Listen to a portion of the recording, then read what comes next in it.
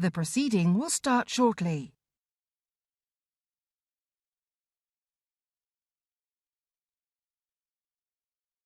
The proceeding will start shortly.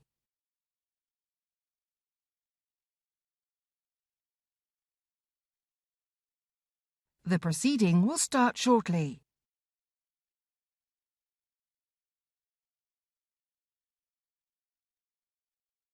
The proceeding will start shortly.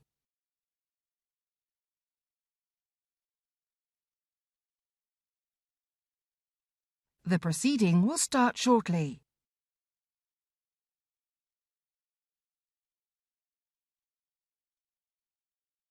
The proceeding will start shortly.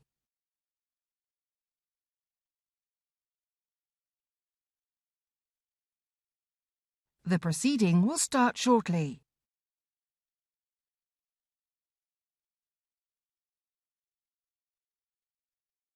The proceeding will start shortly.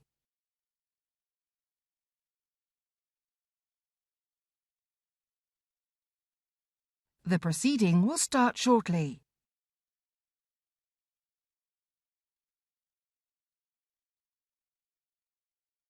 The proceeding will start shortly.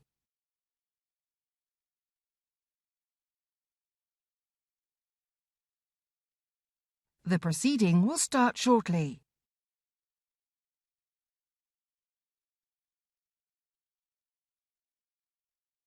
The proceeding will start shortly.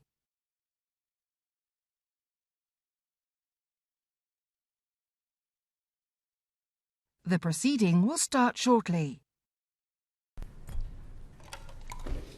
Order, order.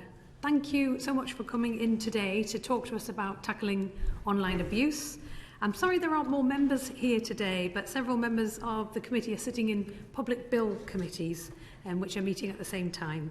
So our committee has received several very popular petitions on this topic in recent years. It's clearly a matter of concern to the public.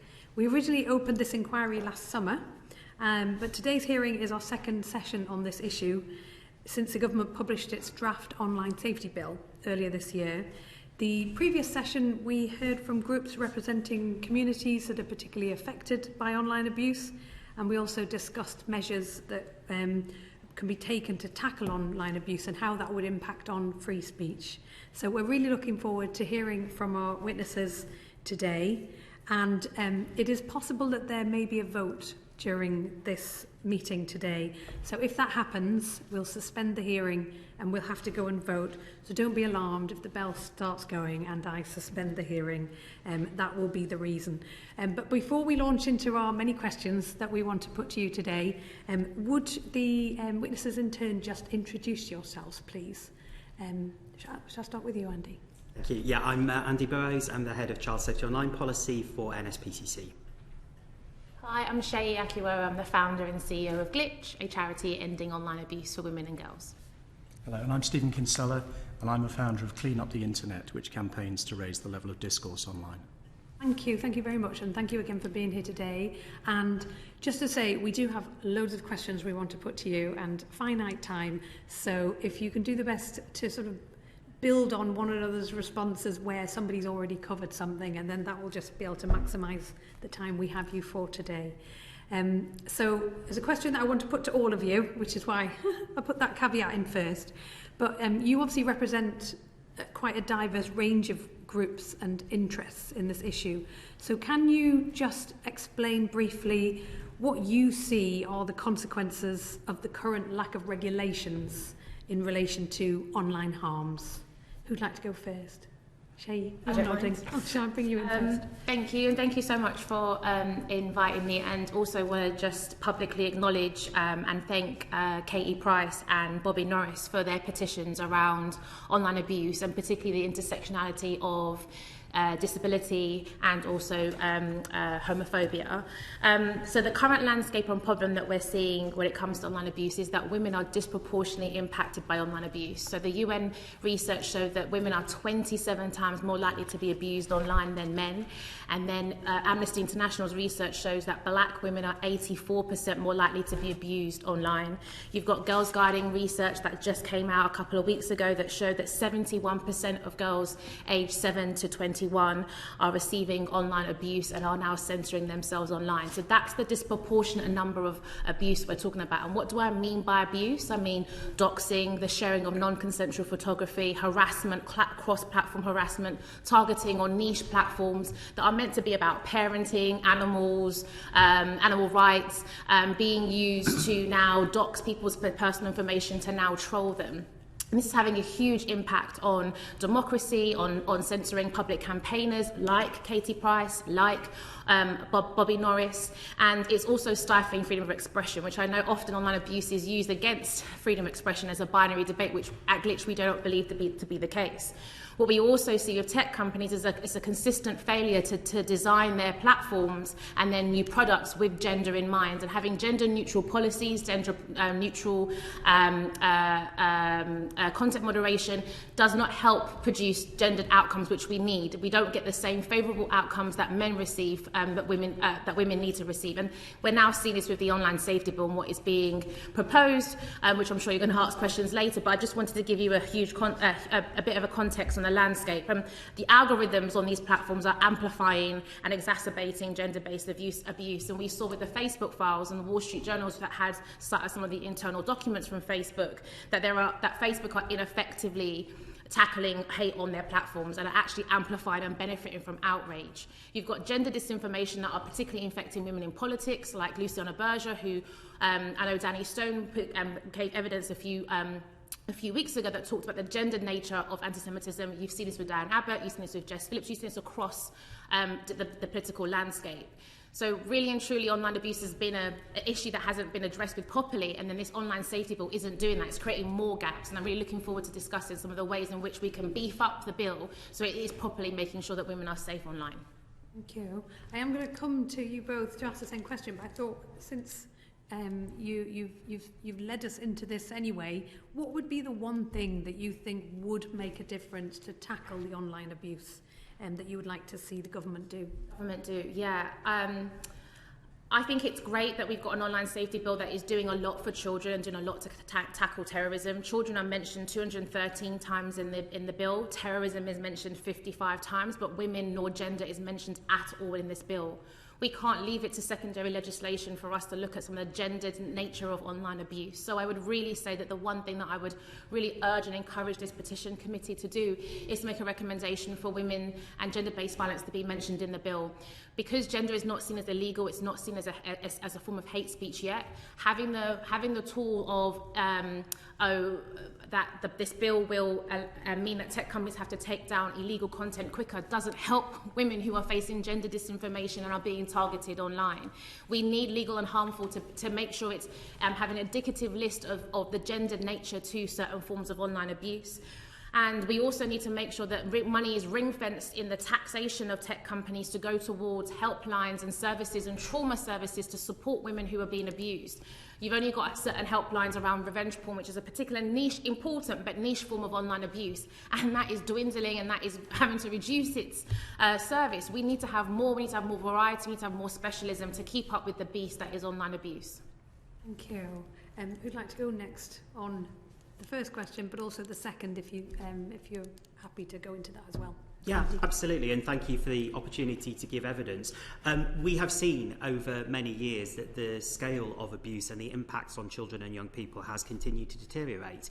And the common thread there is that we have seen time and again social networks really fail to engage with the problem. At best, we have seen a lack of investment, a lack of resource, a lack of consideration into user safety and protecting children and young people as some of the most vulnerable users of these services. But at worst, we've seen a business model that is designed to produce outrage. And as Seyi was saying, as we've seen from Frances Hogan, we have seen how large platforms have business models which are predicated on the basis of looking to push people from centre to edge topics and promoting outrage, and the very dynamics, the nuts and bolts of the systems and processes are designed to deliver precisely that.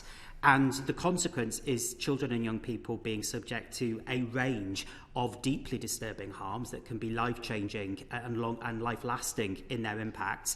An example of some of those is online bullying, is the tide of deeply abusive content, the very disturbing trend of the sharing of nude and semi-nude images with the active intention to cause harm and distress, which is an inherently gendered issue. We are seeing inappropriate content that huge numbers of children are saying that they are seeing, and at worst, large-scale abusive campaigns where platforms are sticking their fingers in their ears and failing to have any basic systemic processes to identify and then respond to harm, including as harm travels across platforms. We know that this is a situation that has deteriorated during lockdown. 1 in 3 children told the ONS that they've seen bullying in the last year.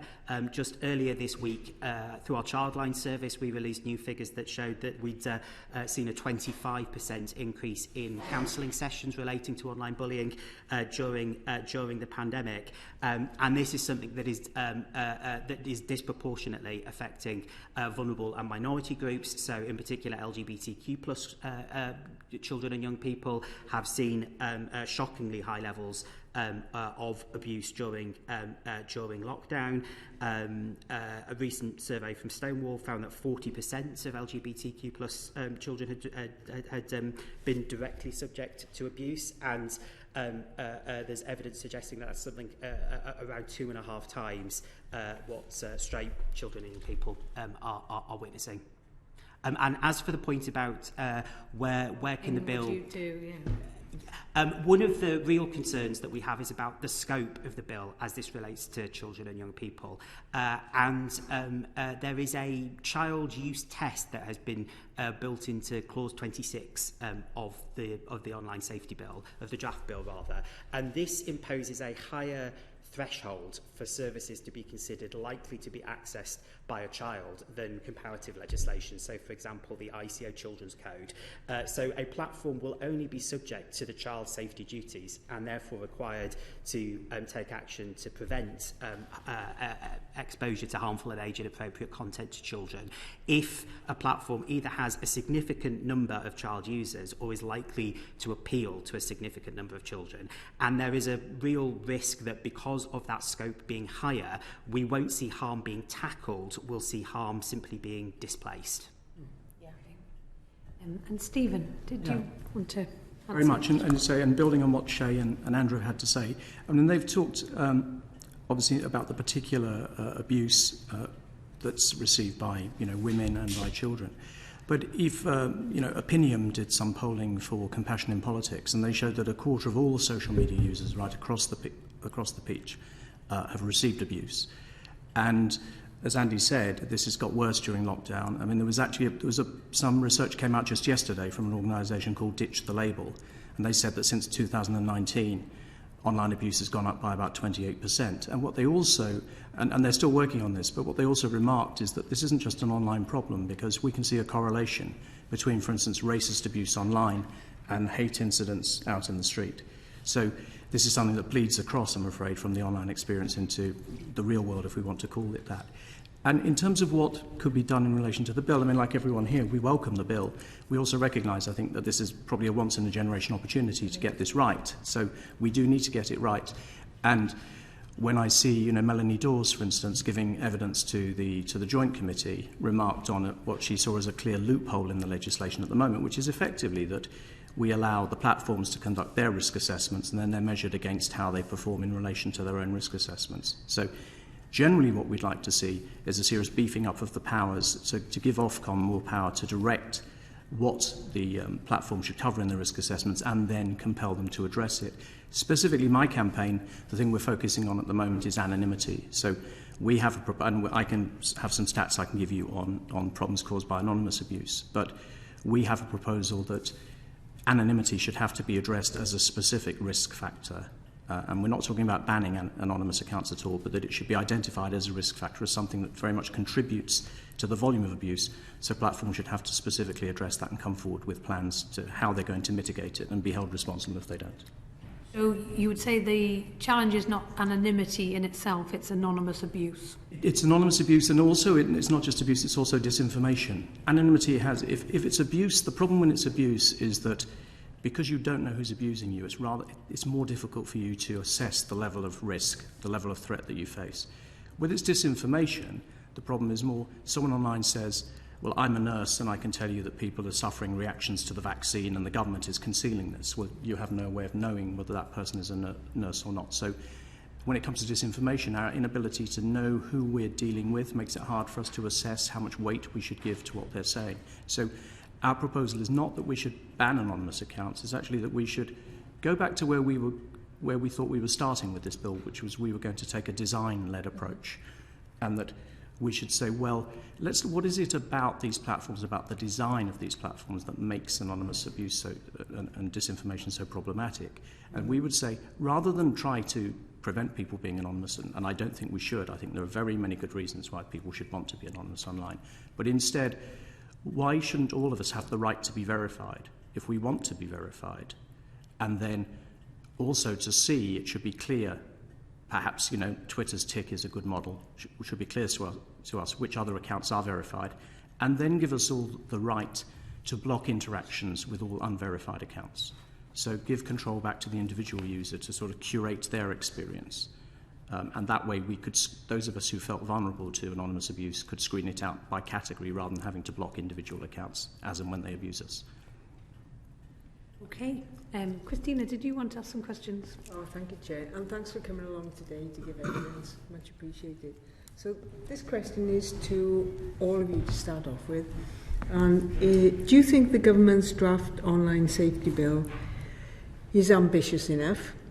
And on how it plans to tackle online abuse?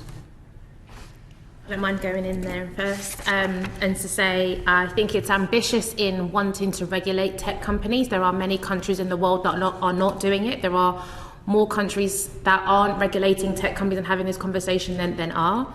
And I think it is ambitious in wanting to do that. And it is kind of starting from scratch. Literally a brand new Google Doc document is needing to be created here. So I understand the ambitions there. But I think the bill currently being proposed fails in being ambitious to support women.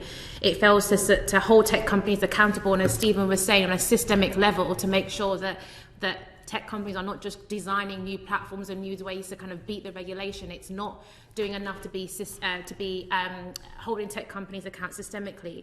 The current bill proposed as well is failing to defend democracy, in my opinion. There is no specific mention of the types of abuse women in politics particularly face, and gender disinformation, which we know can make and break a woman's electability, which is already really hard, and we're already fighting an issue around representation. So no, I do not think that the bill is ambitious enough into supporting 50% of the population. And just to add on to what Andy was saying around how much lockdown and the pandemic has exacerbated the issue, we did a report called the Ripple Effect report to investigate what did it mean when all of us now made our kitchen tables and living rooms the new workplace. And actually we saw that online abuse against women increased by 46%. And then when you looked at black women and non-binary people, this increased to 50%. So if we are going to have different waves of lockdowns, or remote working is going to be the future, this bill is not ambitious enough in really holding employers and other institutions to account around a duty of care. And to ping pong back to Stephen's point around a risk assessment, there is no clear indicative list around that risk assessment, including taking into account gender. So an example is Twitter, and I declare an interest, if you like, that I sit on TikTok and Twitter's Trust and Safety Council. And Twitter were releasing a new product around audio, so trying to compete, I guess, with Clubhouse. And immediately, within 30 minutes of that product being released, women were being abused. Women were being sent pornographic audios. Disabled people were then being completely, deaf and disabled people being completely isolated from the platform. This is something by design. This is something by systems that wasn't properly checked through a risk assessment and a duty of care that will take into account all equalities. I don't want this bill to be trying to keep reforming, amended, and trying to keep up with new platforms. As Andy and Stephen said, we need this to be about systemic tech accountability. Okay, Stephen, have you got anything to add to that? I think I would echo pretty much everything that Seyi said there. It's certainly long enough. It's far too complex. I mean, before I started this, I used to be a commercial lawyer. I was an EU lawyer. And I worked on parliamentary drafting. I worked on the legislation that led to the privatisation of our electricity and gas industries. This bill, I'm afraid, is tortuous. And I know you're hearing from Carnegie later today, but they've come forward with a very good proposal to simplify and restructure it. We should be promoting the duties. We should have a foundational duty, and we should promote that right to the top, and then you should be able to follow it through and see what Ofcom's powers and duties are. At the moment, you have to jump back and forth across this bill to make sense of it. And if I struggle, then, the labor, and, we always say ignorance of the law is no defence. I think it's on us to try to draft laws that make sense. So there's a lot of work to be done in relation to the bill. If the principles are good, and again, we genuinely welcome this, but there's and Seyi, for instance, mentioned the harms to democracy. I agree, that's a big gap. There's a big gap in terms of how we approach harm and how we approach risk, and then how we direct the platforms to deal with them. And I think a lot more structure could be built into this. Thank you, Stephen. Andy? Yeah, and I would agree with everything that Seyi and Stephen have just said. To add 2 points to that, right now the bill does not require companies to discharge their safety duties or to risk assess on the basis of cross-platform risks and how abuse can spread with real virality and velocity across platforms. To give a very real-world example of that, let me talk about a 16-year-old very vulnerable girl called Lily and her mum Hannah. Lily has diagnosed ADHD and an autism diagnosis. She in the past had been sexually assaulted, and then in January of this year videos were posted of that assault, and then also falsely claiming that she committed abuse against a young boy. And in the course of days, this material spread like wildfire. Within days, there were 600,000 views of a hashtag of her name on TikTok. The content spread across multiple sites, across Snapchat, across YouTube. There was a petition which 30,000 people signed suggesting that she should be prosecuted. The mother was receiving, Hannah was receiving hundreds of abusive messages an hour. There were vigilantes who were trying to track hold of the family. Now, that speaks to the real systemic failing of platforms to identify content, harmful content that is spreading at scale. But then also I think it speaks to the lack of rapid response arrangements where one platform should identify harm like that to vulnerable groups, and then there should be a systemic mechanism to be able to report that. We've seen platforms get their act together on this when it's something like the Christchurch attack, when there are business or reputational drivers that necessitate it. But when we're talking about vulnerable children, and when we're talking about families whose lives can be torn apart by harmful content, we just don't see the impetus to action, and we need to see the legislation really build in and bake in cross-platform harms through the risk assessment process. One other thing that I would flag is the absence of user advocacy arrangements in this legislation. As the draft bill stands, children and other groups at risk of abuse will receive less systemic advocacy protections than, say, passengers on public transport or customers of post offices. We should see, with the polluter pays principle that applies across other regulated settlements, levy-funded user advocacy arrangements, because we need to make sure that this is a fair fight. Industry, the regulated firms will significantly scale up their policy, their legal teams, schemes to try and influence the regulator and its worldview, to invest in research to try and skew the evidence base. This needs to be a fair fight, and we need to see user advocacy to be able to speak on behalf of users who are suffering abuse. Chair, if I may just add to that, I think Andy's made an important point, because this is something that was lost in the very first iteration of the bill, being able to do class actions. There was a consultation if we wanted class action to be a lever as part of what the regulatory body, wasn't Ofcom at the time, and that has been massively lost. And as Andy said, that we're already trying to compete with tech companies who've got multi-billion-pound companies. You've got the founder of Facebook trying to buy Hawaii, and we are here struggling to just buy office spaces for our small organisations. We can't compete. But there is a digital services tax that is meant to generate £400 million a year. 10% of that could be easily ring-fenced towards efforts to end online abuse. That could go towards education, that could go towards law enforcement. I know you've been hearing a lot around how law enforcement are stretched, and a lot of that can go to civil society groups who are providing helpline and user redress. We don't have that. We have an ability to hold food standard agencies and alcohol and complain at the local supermarket if something's gone wrong. We can't do that with Facebook. We can't do that with Twitter. Facebook has something like has multi-million users on their platform, which combined is twice the size of the population of China and 3 times the population of Europe. Yet you can't call an emergency service line. And we've seen from the Facebook files how difficult Facebook have made reporting abuse on their platforms over the last year. It cannot be that after Donald Trump has not won his election, that they are now putting in the measures they could have put in to stop hate speech from spreading on their platform. This is not good enough. And then us as mere mortals who are trying to understand the amendment and legal text and trying to support vulnerable people, where do we go? And if I can talk about my personal experience, I tend to call myself a recovering politician. Back in 2014, I stood for local government. I was one of the youngest black women to ever be elected in local government. And a speech that I made at the European Parliament went viral. And I thought, this is amazing. This is an opportunity to encourage more black women to get into politics. And then one day, somebody posted it on a neo-Nazi forum, and I was sent death threats, rape threats. I had to do a complete audit of my platform to check that my address wasn't public. This was not even a year after Joe Cox had been murdered. And it wasn't that I was terrified for myself. I was upset for my mother, who was mortified that her child was being abused, and I had to go on TV to get Twitter to respond to me. It shouldn't take these personal stories. It shouldn't take people who are trying to make the world a better place, who are trying to campaign and to make society online and offline put their heads above the parapet for tech companies to take action. So I completely agree that we need redress for users to be able to hold tech companies to account too. Thanks, Seyi.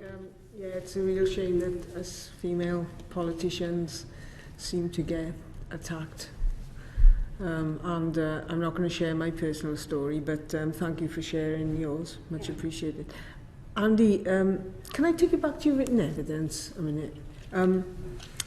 You highlighted platforms' use of algorithms and that promote potentially harmful content to others, including young people, as a priority issue for future regulation. Are you satisfied that the framework set out in the bill will allow for appropriate action to be taken on this particular issue?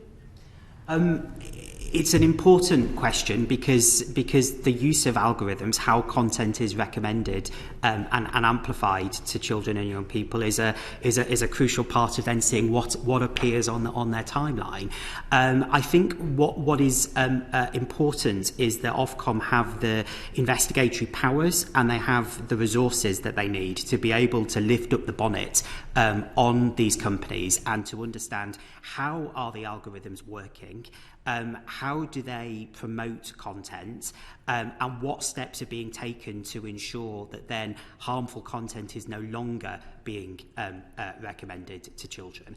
And I think, for me, some of what has been most concerning about what Frances Haugen has disclosed about Facebook's practices is the extent to which the algorithms have been, actively amplifying harmful and hateful content, and where we've seen business decisions being taken not to adjust the algorithms in the face of very real world harm. We've seen that, for example, around hate speech, and we've seen allegations that in the early stages of the pandemic applied in terms of COVID-19 disinformation. So we need to see the regulator have the powers and the expertise to get on top of this issue.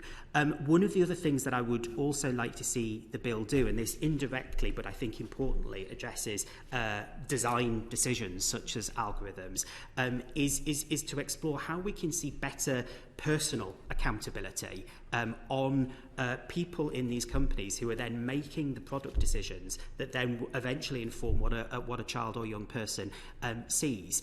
And one of the frustrations for us about this legislation is that it has not learned the lessons of what works well in other regulated markets. So, for example, in financial services, where if you exercise a significant influence function, then you are subject to named personal accountability. That is a crucial way of then ensuring that if you are someone in a company who is taking a decision about an algorithm, that you are thinking, that there are personal stakes here. There is personal jeopardy, not just the potential for your corporate entity to face a fine at some point in the future after harm has already occurred. And I think that's a really crucial way in which we can address the culture through which poor design choices such as algorithms then manifest themselves and cause harm to children.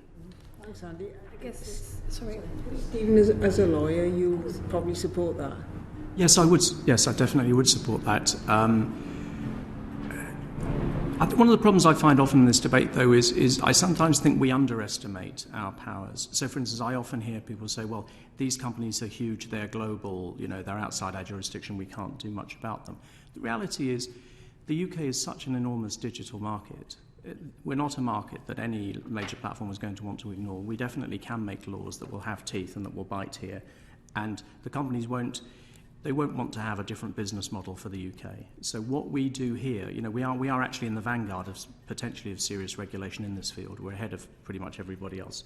And so what we do here, I think, could very much set the benchmark for how other jurisdictions, including the EU with their DSA, how they approach it. So, yeah, absolutely agree with what Andy was saying. I was just going to come back to say, obviously the focus for us from the petitions that you very kindly paid tribute to, Seyi, that were brought by Bobby Norris and Katie Price, were focused on the anonymity of users of internet platforms. But what you're talking about is, Andy in particular, is removing some of that anonymity of the platform creators and lifting that veil as well, which is an interesting take on the anonymity debate. And also, I was just going to say, Seyi, thank you very much for your personal testimony, because I think it's the testimony of the lead petitioners, Bobby Norris and Katie Price, that have really touched people's hearts and minds in wanting to try and do something about this, which is why the petitioners have signed the petitions in their numbers. And obviously, I think it's personal testimonies that really do help to, give volume to those voices. So thank you for that. But on the numbers, of course, we have to acknowledge, without social media, these petitions would not have had the success they did. So it's not all bad. Yeah. Thank you, Chair. If I may just say on the point of anonymity of websites, I don't want to name this website, but Wired magazine has done a series of investigations, and then there'll be another one later this week, if not early next week, exposing a particular platform where you can upload an image. We could take a photo today, upload it, and it will nudify us all. And we've got no way of knowing who created this platform. We've got no way of holding them accountable. So I definitely think there's a point there around the anonymity conversation being broader to than just the individuals, but also the platforms who are creating it. How do we incentivize, leading on from Stephen's point, how do we as a market incentivize the type of companies that we want? Safety by design. We have at the moment this race to the bottom who can create innovation tech platforms really quick, really fast, break things on the way, and this race to the bottom of doing the very bare minimum. You've got Clubhouse that has very bare minimum, the minimum of safety policies, and yet it's generated millions of pounds in the pandemic. The same with House Party, the same with Twitter, the same with the new products on Facebook. We have this the minimum being done right now. This bill has an opportunity to step change that and make sure that we have a huge standard in which we ask platforms to perform to, and that we're now changing that dial to say a race to safety. And you've seen that. If you make your safety product or your safety ambition at the heart of your company, it works. That's why people are looking for safe spaces in work and to tackle harassment. And so why would it apply online? And you can see that with platforms like Bumble, where they've put women's safety at the heart of what they do, and that is why it's so successful. So we, in terms of the bill, can really incentivize a business model to say, if you put safety there, then parents are going to want their children to be on that platform. And then there are going to be more TikTok creators. There are going to be more opportunities to engage in democracy and see women in parliament, and therefore inspire the next generation to want to stand. But at the moment, we don't get to see any of that. We just see outrage and abuse. Martin, did you want to ask some questions? Yeah, absolutely. Yeah, thanks. I think the panel have actually largely answered the bulk of what I was about to ask already, which is probably a good sign because we're all obviously on the same sort of wavelength. But where I was going to go, and I'll just come in with a sort of follow-up to that, but I was going to go on about the duty in the draft bill for social media companies to deal with illegal harms and other harms, and was that prescriptive enough, and what should there be? But I think you've pretty much covered that. So really what I'm going to ask is, what powers should Ofcom have to intervene or impose sanctions to make sure, if they're not interpreting their duty of care properly, that we get a result? Would you like to start with that one, Stephen? Yeah. I'd rather, obviously, not that we don't have to go down the road of sanctions. I would much rather that Ofcom were given the powers to be very explicit up front as to what platforms are required to do, and that they then conducted their risk assessments and discussed before they tweak their products and before they launch new products, more of a consultation about what the implications of those are, because otherwise we'll always be playing catch up. It's a point someone else made earlier when we were talking about police and prosecutions. I mean, I think we know that the police are already overwhelmed. I don't think we want a whole raft of further offences that they're going to be unable to, quite aside from the difficulties of detection of them prosecution. So, and I would commend to you, because as I say, my focus on this has been on I focus more on anonymity. I mean, that's what my campaign is looking at. But I would commend the work that Carnegie have done on this, really in trying to come up with a good hierarchy of duties, but also to simplify it. I think they had a concern as to whether we really need to have multiple types of harm identified, and then for it to apply to some platforms and not others. Couldn't we simplify it and have an overriding, what they call a foundational duty? Completely agree. I think if the focus is on sanctions, then it's not really achieving systemic change. We want to really be looking at prevention, not cause. We've been sitting here for almost now for 35 minutes. Every 30 seconds on Twitter, a woman is abused online. I can't even do the maths to work out how many women have been abused since we've been talking about this. We can't wait for sanctions, and then we know that we don't properly have redress. We need to make sure that the duty of care is explicit. And as Carnegie will present later, is that it needs to be simple. But for Glitch, we believe that it needs to also be gendered. We need to make sure that duty of care takes into account the gendered abuse that women face. We also think there is learnings from the EU Digital Services Act. This December, the EU exec body will be providing gender-specific legislation to add to the Digital Services Act. I think there is some learnings there for us to be included on that duty of care. I think that risk assessment needs to be about actively reducing abuse and looking at automated decision making around video content, around content moderation, and making sure that there is a duty of care around how a young woman who is vulnerable or is self-isolating or is about to embark on her political career feels safe online, and algorithms are not either turning on her or exacerbating already the risk women face by being online. I think the duty of care to empower Ofcom also needs to have clear instructions and guidance to properly lay out a framework in which Ofcom can regulate. My worry is if it's not properly stipulated and it's not simplified, Ofcom then could always be in danger of committing ultra-virus because it's not really clear what they should and shouldn't be doing. So I think the duty of care is a really important framework that Carnegie have set out, particularly thanks to William Perrin and Lorna Woods on that. I would say that this petition committee, in honour of Katie Price, Bobby Norris, and also I'm sure your constituents who are telling you how terrible it is to be online right now, the duty of care needs to take into account women too.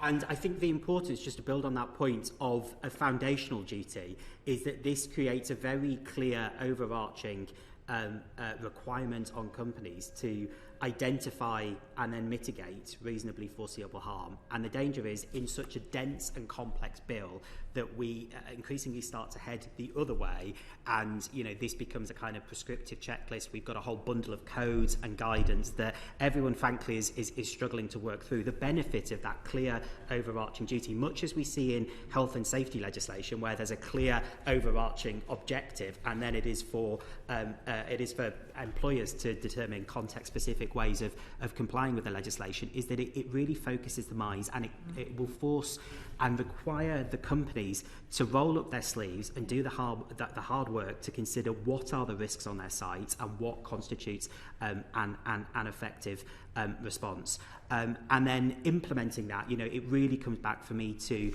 the investigatory powers, to the information disclosure powers, and then to enforcement powers. And as Seyi says, if enforcement powers are being used, that means harm has taken place, and we're seeing the systems and processes not work as they should. But the deterrent value here is really considerable. So, we welcome the fact that there's strong financial sanctions, but I think we also have to recognise that for some of the largest companies in the world, if you consider the cash in hand that a company like Facebook has, even a 10% fine or a proportion thereof, is something that they can game and delay for years and be subject to legal challenge. So I think we have to ask the question: how effective, is the range of sanction measures that are being proposed in terms of actually hardwiring the idea of a duty of care and viewing this as a kind of compliance piece at every stage of the business? And I think that's where we need to see more. And again, for the NSPCC, that brings us back to the importance of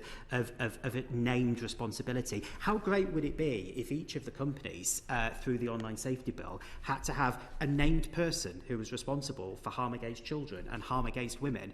So there's actually direct personal accountability for the actions that then translate into harm that's being caused to children, to women, to families up and down this country every single day. Yeah, did you want to come in with some questions there? Yeah, I mean, a lot of what I'm going to ask again has been covered, because this question's for Seyi really. You have called for the disproportionate abuse faced by women and girls to be specifically recognised in the online safety bill. It's quite worrying to see the word woman, not there. It's appalling. But what is this going to look like in practice? You have spoken about a duty of care, and Andy was talking about compliance. Is there anything else? What will it look like? What will it be?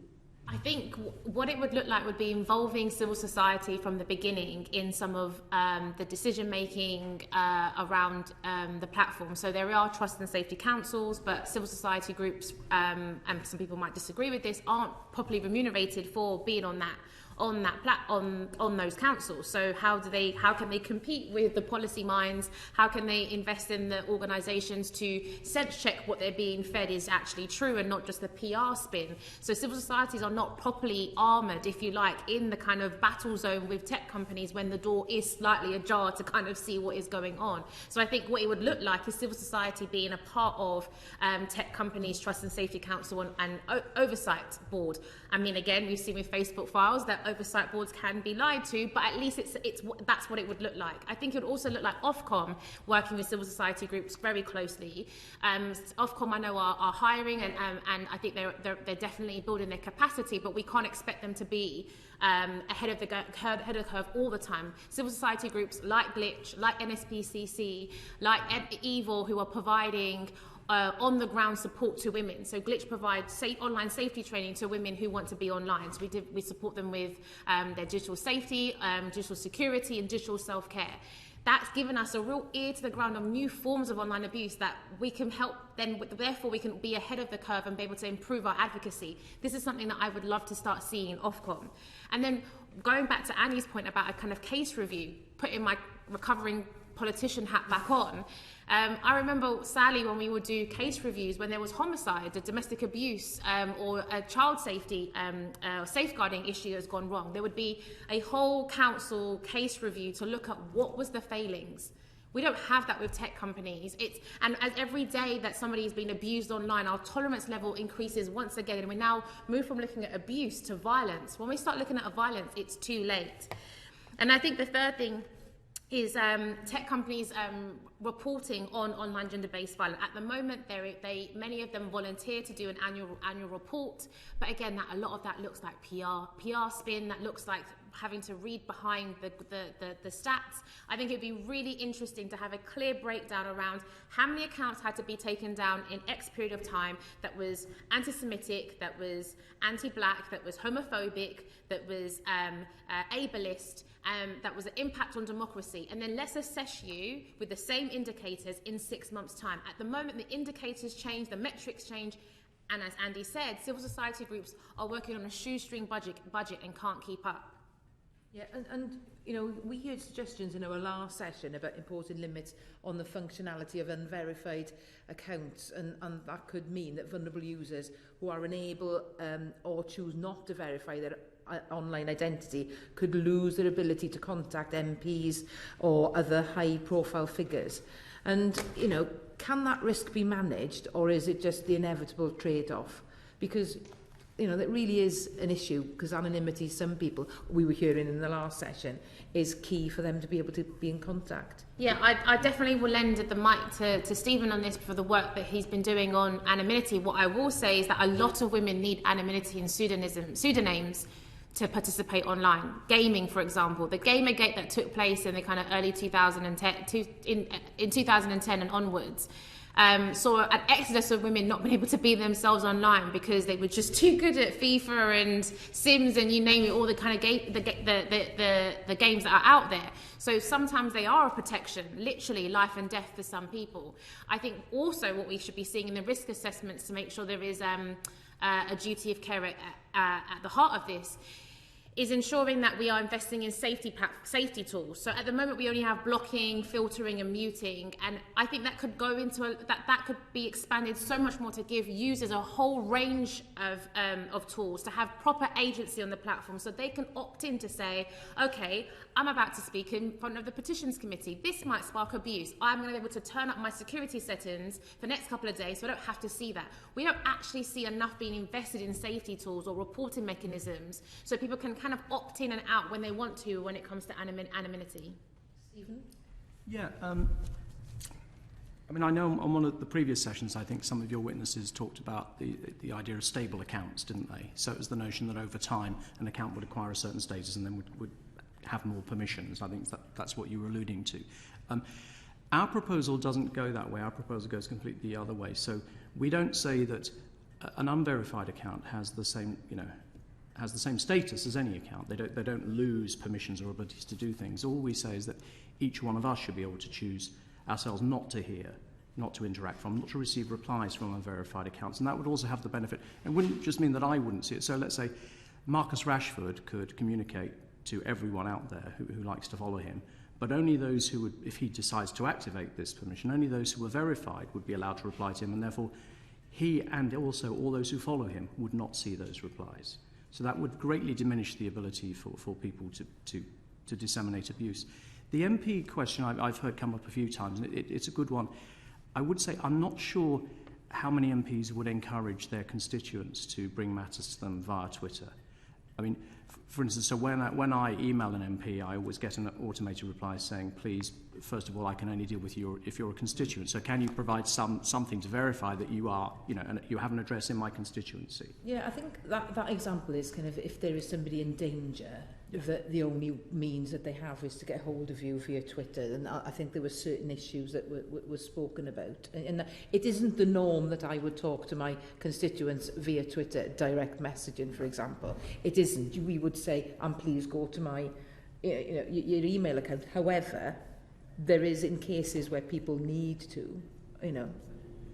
Yes, of course, that would have been, you as the recipient of that message, it would have been your choice to decide that you didn't want to hear from unverified accounts. And you might say, well, I take a view as an MP, and I've obviously spoken to a number of MPs about this.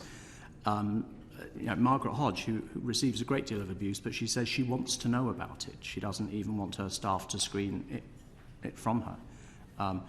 Many others, obviously use staff or people to filter, but they say I wouldn't stop any messages coming through to me, but I'd have a screening mechanism for it. But that would obviously be the choice on an MP by MP basis.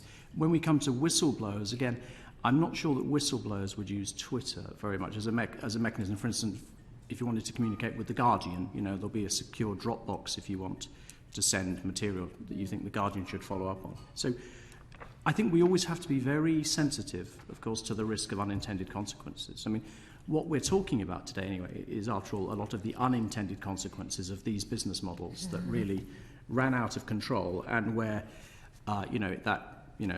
move fast and break things ethos dominated everything else. So, I acknowledge that, and so we've tried to think about this. What would be the real downsides of simply saying to each one of us, we have the right if and when we choose? And it could be, for instance, you might have been in the headlines for something and you think, well, for a couple of weeks I think I'll just dial this down. I'll dial it down. I won't take all the unsolicited material from people who are completely unverified. And then once that has passed, then maybe I'll dial it up again a little bit and see what happens. But it would give you, as the potential recipient. And of course, that's the thing with abuse. Abuse has two elements. There's the abuser. But if they're just shouting into the void and nobody is hearing them, yes, they're probably still technically committing an offence, but they're causing far less harm.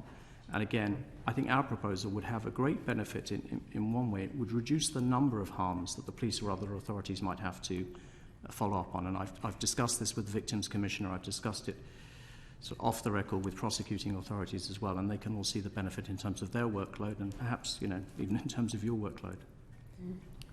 Yeah, if I may, just on the point of harm, which is why we've been looking at a public health approach to addressing online abuse, and I think there is scope in the education arm of the regulatory powers that Ofcom will have to really be looking into this, because as Stephen said, it's not just harm of the person who's facing the abuse, it's those that see it, it's their friends and family. It has this ripple effect. And then we know from youth violence that a public health approach and deeming it as a public health issue really helped address that ripple effect of when one youth has been stabbed or been abused, how that has an impact on the community and the school. And I think a similar approach when it comes to risk assessment is like harm prevention, harm reduction, so that not everyone is seeing it. And if we look at the characteristics of a troll, and it does fascinate me, people who become trolls and very obsessive online.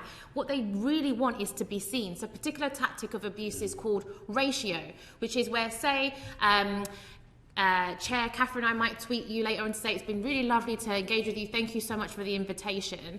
And then we're having a friendly dialogue, or maybe we've posted a selfie. Ratio would be where trolls are maliciously trying to have more negative replies than the likes and the retweets, the positive engagements. That means they want to be seen. And we did a campaign, glitched a campaign with BT Sport earlier this year on drawing the line in sports, because we were seeing abuse now affect the game of sports. 1.8 million, that's half the UK population had seen online abuse. If we really look at a public health approach, really make sure that we're equipping citizens online to be digital citizens, be responsible with their platforms, we're then reducing the amount of abuse people are seeing, which we know has a knock-on effect. 1 in 7 people were surveyed and expected people in public life to face abuse. That means there's a massive disconnection around what harm is, because we've been subjecting people to harm overload for so long. So there is a real power to make sure that we are teaching people to use anonymity as a tool for good and for being responsible, as well as what a public health approach to tackling online abuse would look like. You're finished. So I was going to ask about, because we're going to come back to the anonymity and explore that a little bit more, just some of the proposals that you were talking about there. But I first of all just wanted to come back to you, Andy, about children, and because often I think a lot of this debate does understandably revolve around adults and how we manage in this online world that has normalised abuse, as Seyi has very well painted the picture of. Are you concerned that children have been a bit overlooked in this discussion, or do you think we're addressing some of the specific risks to children and young people sufficiently?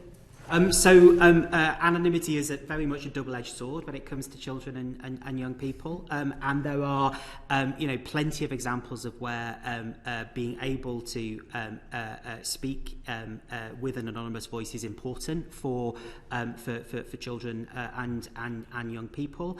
So on that basis, we wouldn't support an outright ban on anonymity. We would very much endorse the approach of dealing with this as a risk to be mitigated. And that is very much through some of the design features that Stephen has been speaking to. And some of those may be, bespoke or play a particularly important role in relation to children. So, for example, are there steps that platforms could take to introduce some friction into the user experience so that children can have more control? So, for example, if a child is contacted by someone, if they choose to accept a friend request, could there nevertheless be a cooling off period of say 24 or 48 hours, so that then if that account is aiming to be abusive, then at least there's a kind of cooling off period there. And I think there's some very novel design features looking to build this friction into the user experience,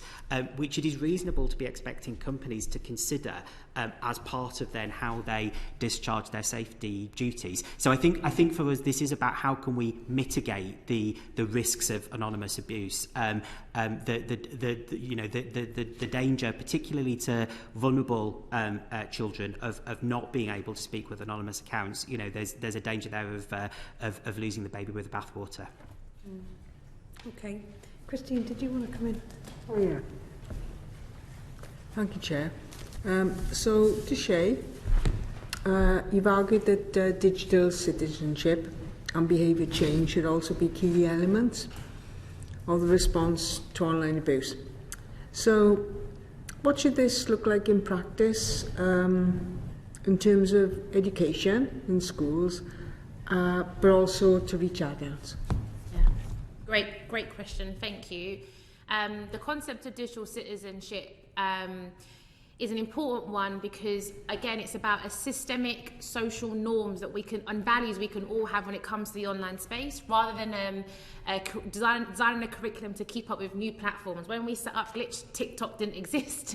So can you imagine trying to keep up with different platforms and provide a curriculum on that? Digital citizenship is a kind of a concept of rights and responsibilities, and what does it look like to be responsible online?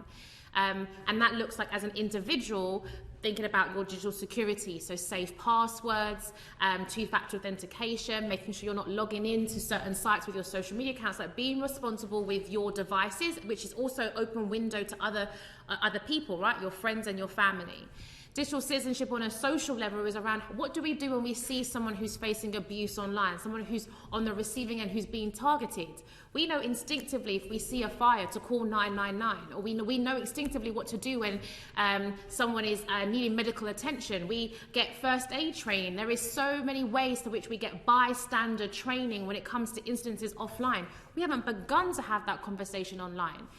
And then on an institutional level, we would argue along the lines of what Stephen and Andy were saying, products and tools that nudge and encourage digital citizenship behaviour, that encourage communities, that also support people who are running Facebook groups in the hundreds and thousands. There's probably a massive increase in people creating Facebook groups, WhatsApp groups, Signal groups during the lockdown because a way of keeping community, which is amazing.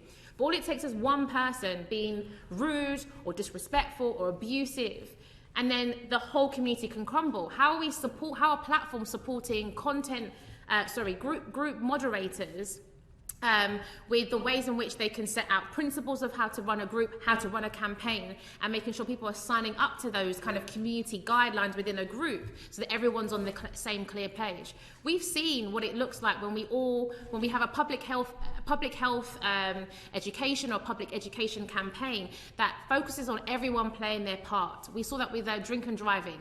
In the 2000s, there was a heavy focus on everyone plays their part on keeping the road safe.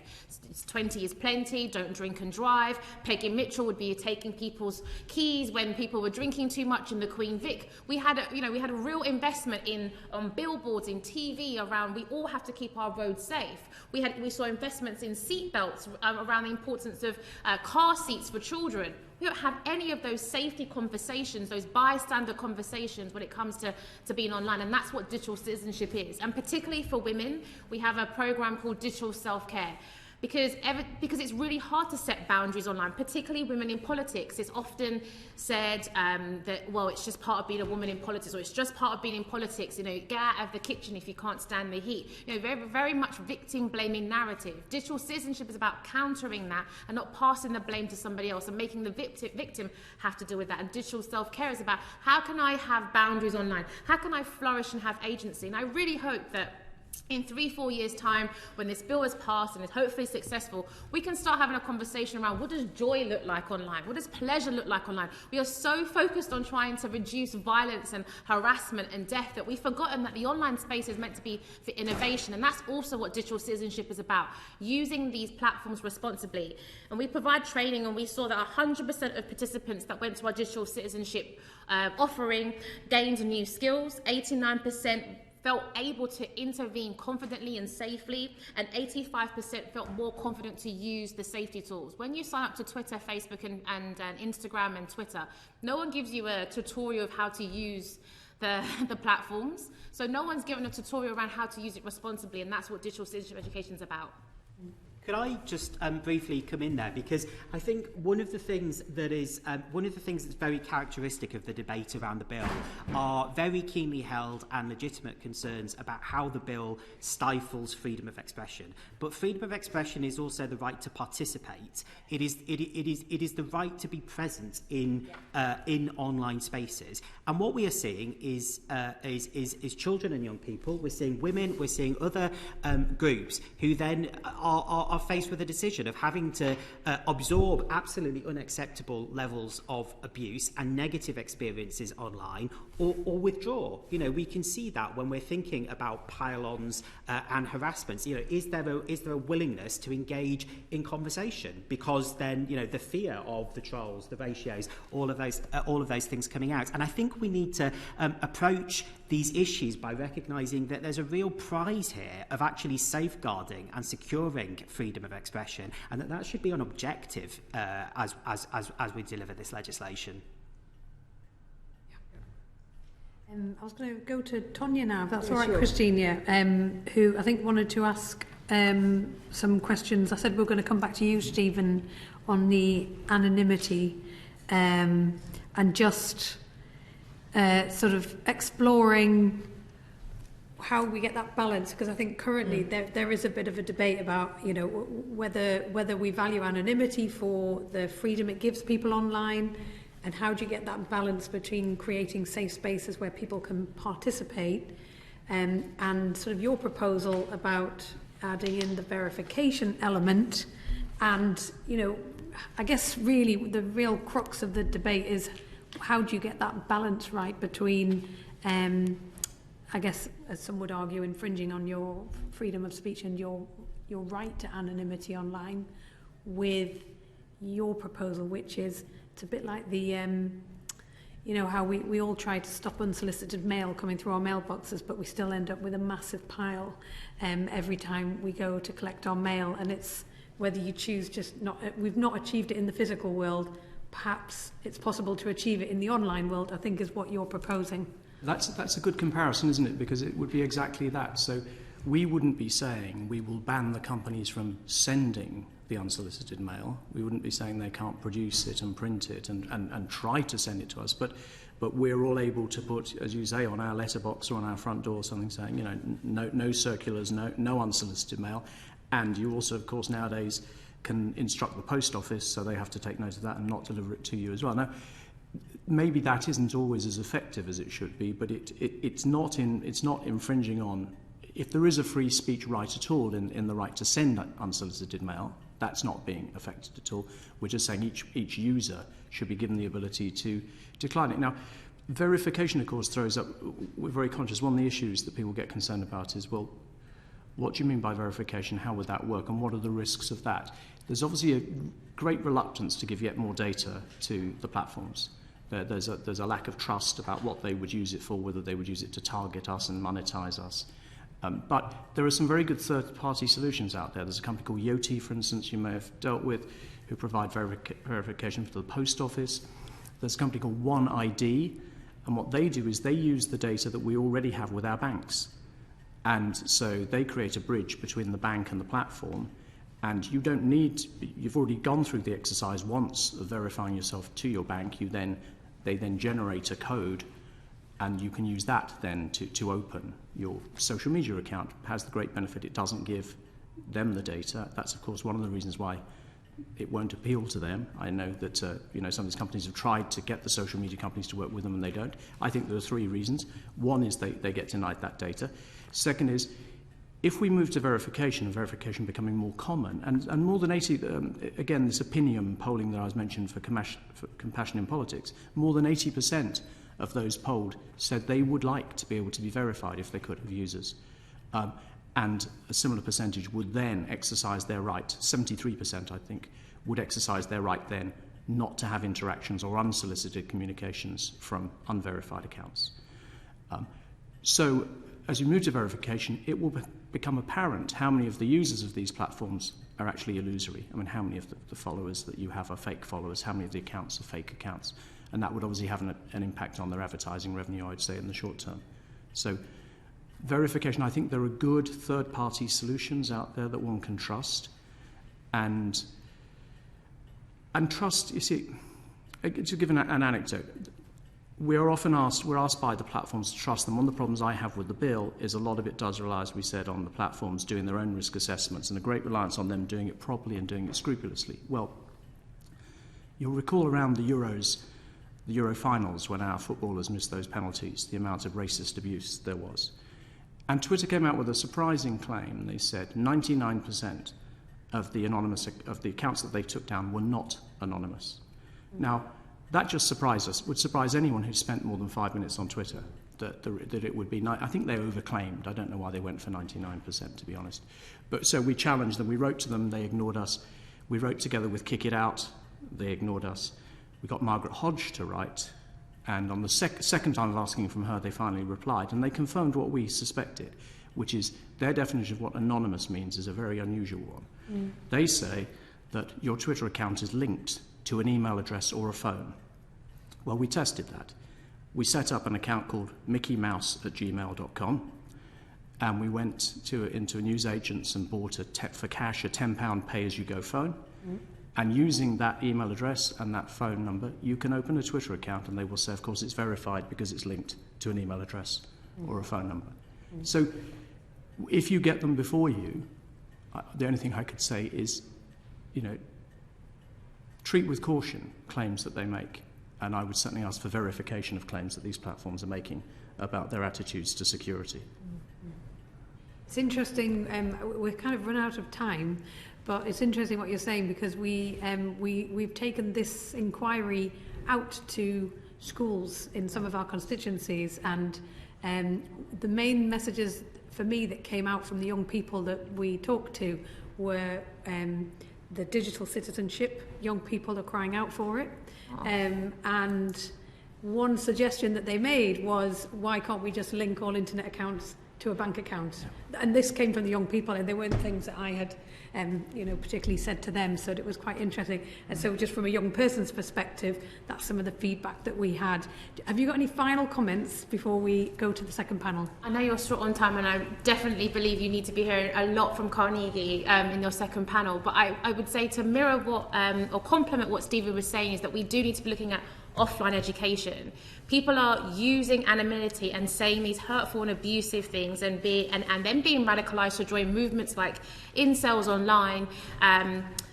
we need to be looking at what is driving that offline. We need to be looking at our curriculum and our progressive education offline. That is meaning that people are holding these abusive and harmful opinions and then feeling emboldened to say it online. What are they learning offline where they've been hearing it from politicians in the US, they've been hearing it from celebrities, they've been hearing it from role models. So as much as this is an online issue, online violence is a continuation of offline violence. And so with anonymity and tackling that, we need to be looking at why are people holding those behaviours. And there is a great organisations like Decolonising Your Curriculum that is really tackling some of these values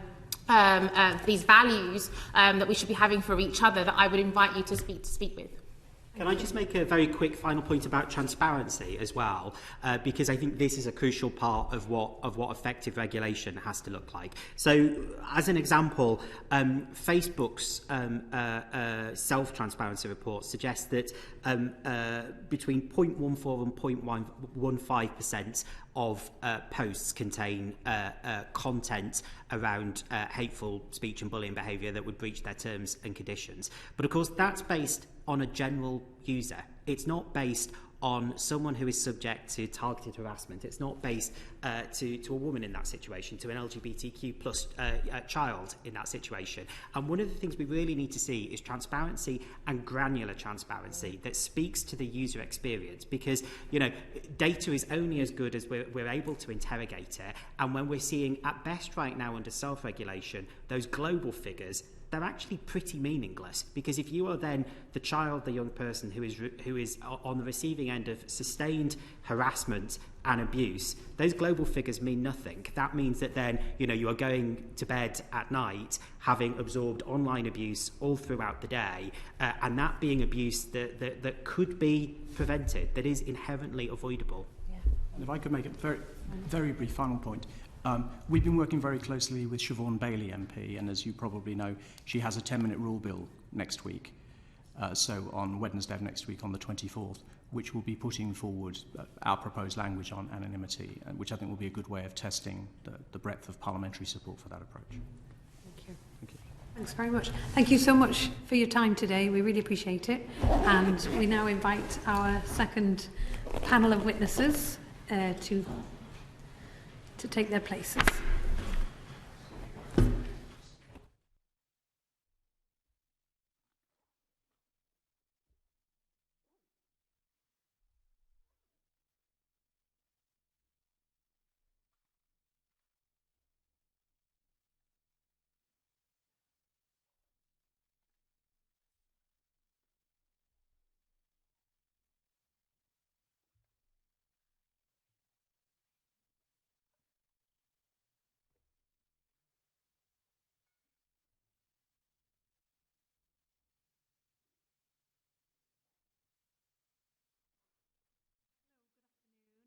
Thank you so much for joining us. We're very grateful. Could you first of all just introduce yourselves, please? Do you want to start, Ellen? Sure. My name is Ellen Judson. I'm a senior researcher for the Centre of Analysis of Social Media at Demos. We're a cross-party think tank, and Chasm is our dedicated digital research hub that focuses on tech policy. I've got a couple which I'll go through. So my name is Bertie Vidgen. I'm a research fellow in online harms at the Alan Turing Institute, where I lead the online safety team and work on the Online Harms Observatory. I'm also co-founder of a small startup called Rewire, where we're building socially responsible AI and safe by design systems.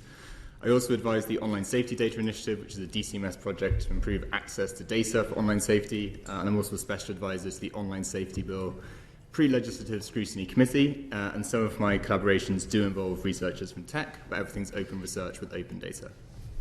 Thank you.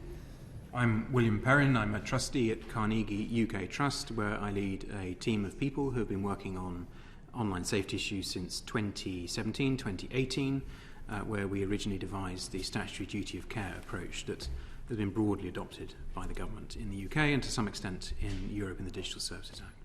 Thank you, and thank you again all for being here this afternoon. So my first question I'll direct to you, Bertie.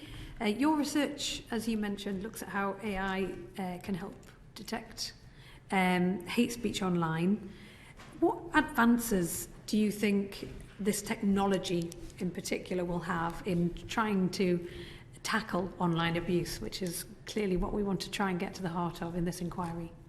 Yeah, well, that's a tough question. So, I mean, I think one of the first things we always encounter is why even use AI?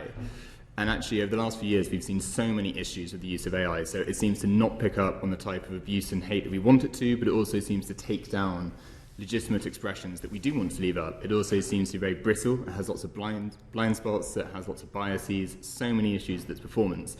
It does kind of raise the question, well, why do you even use it?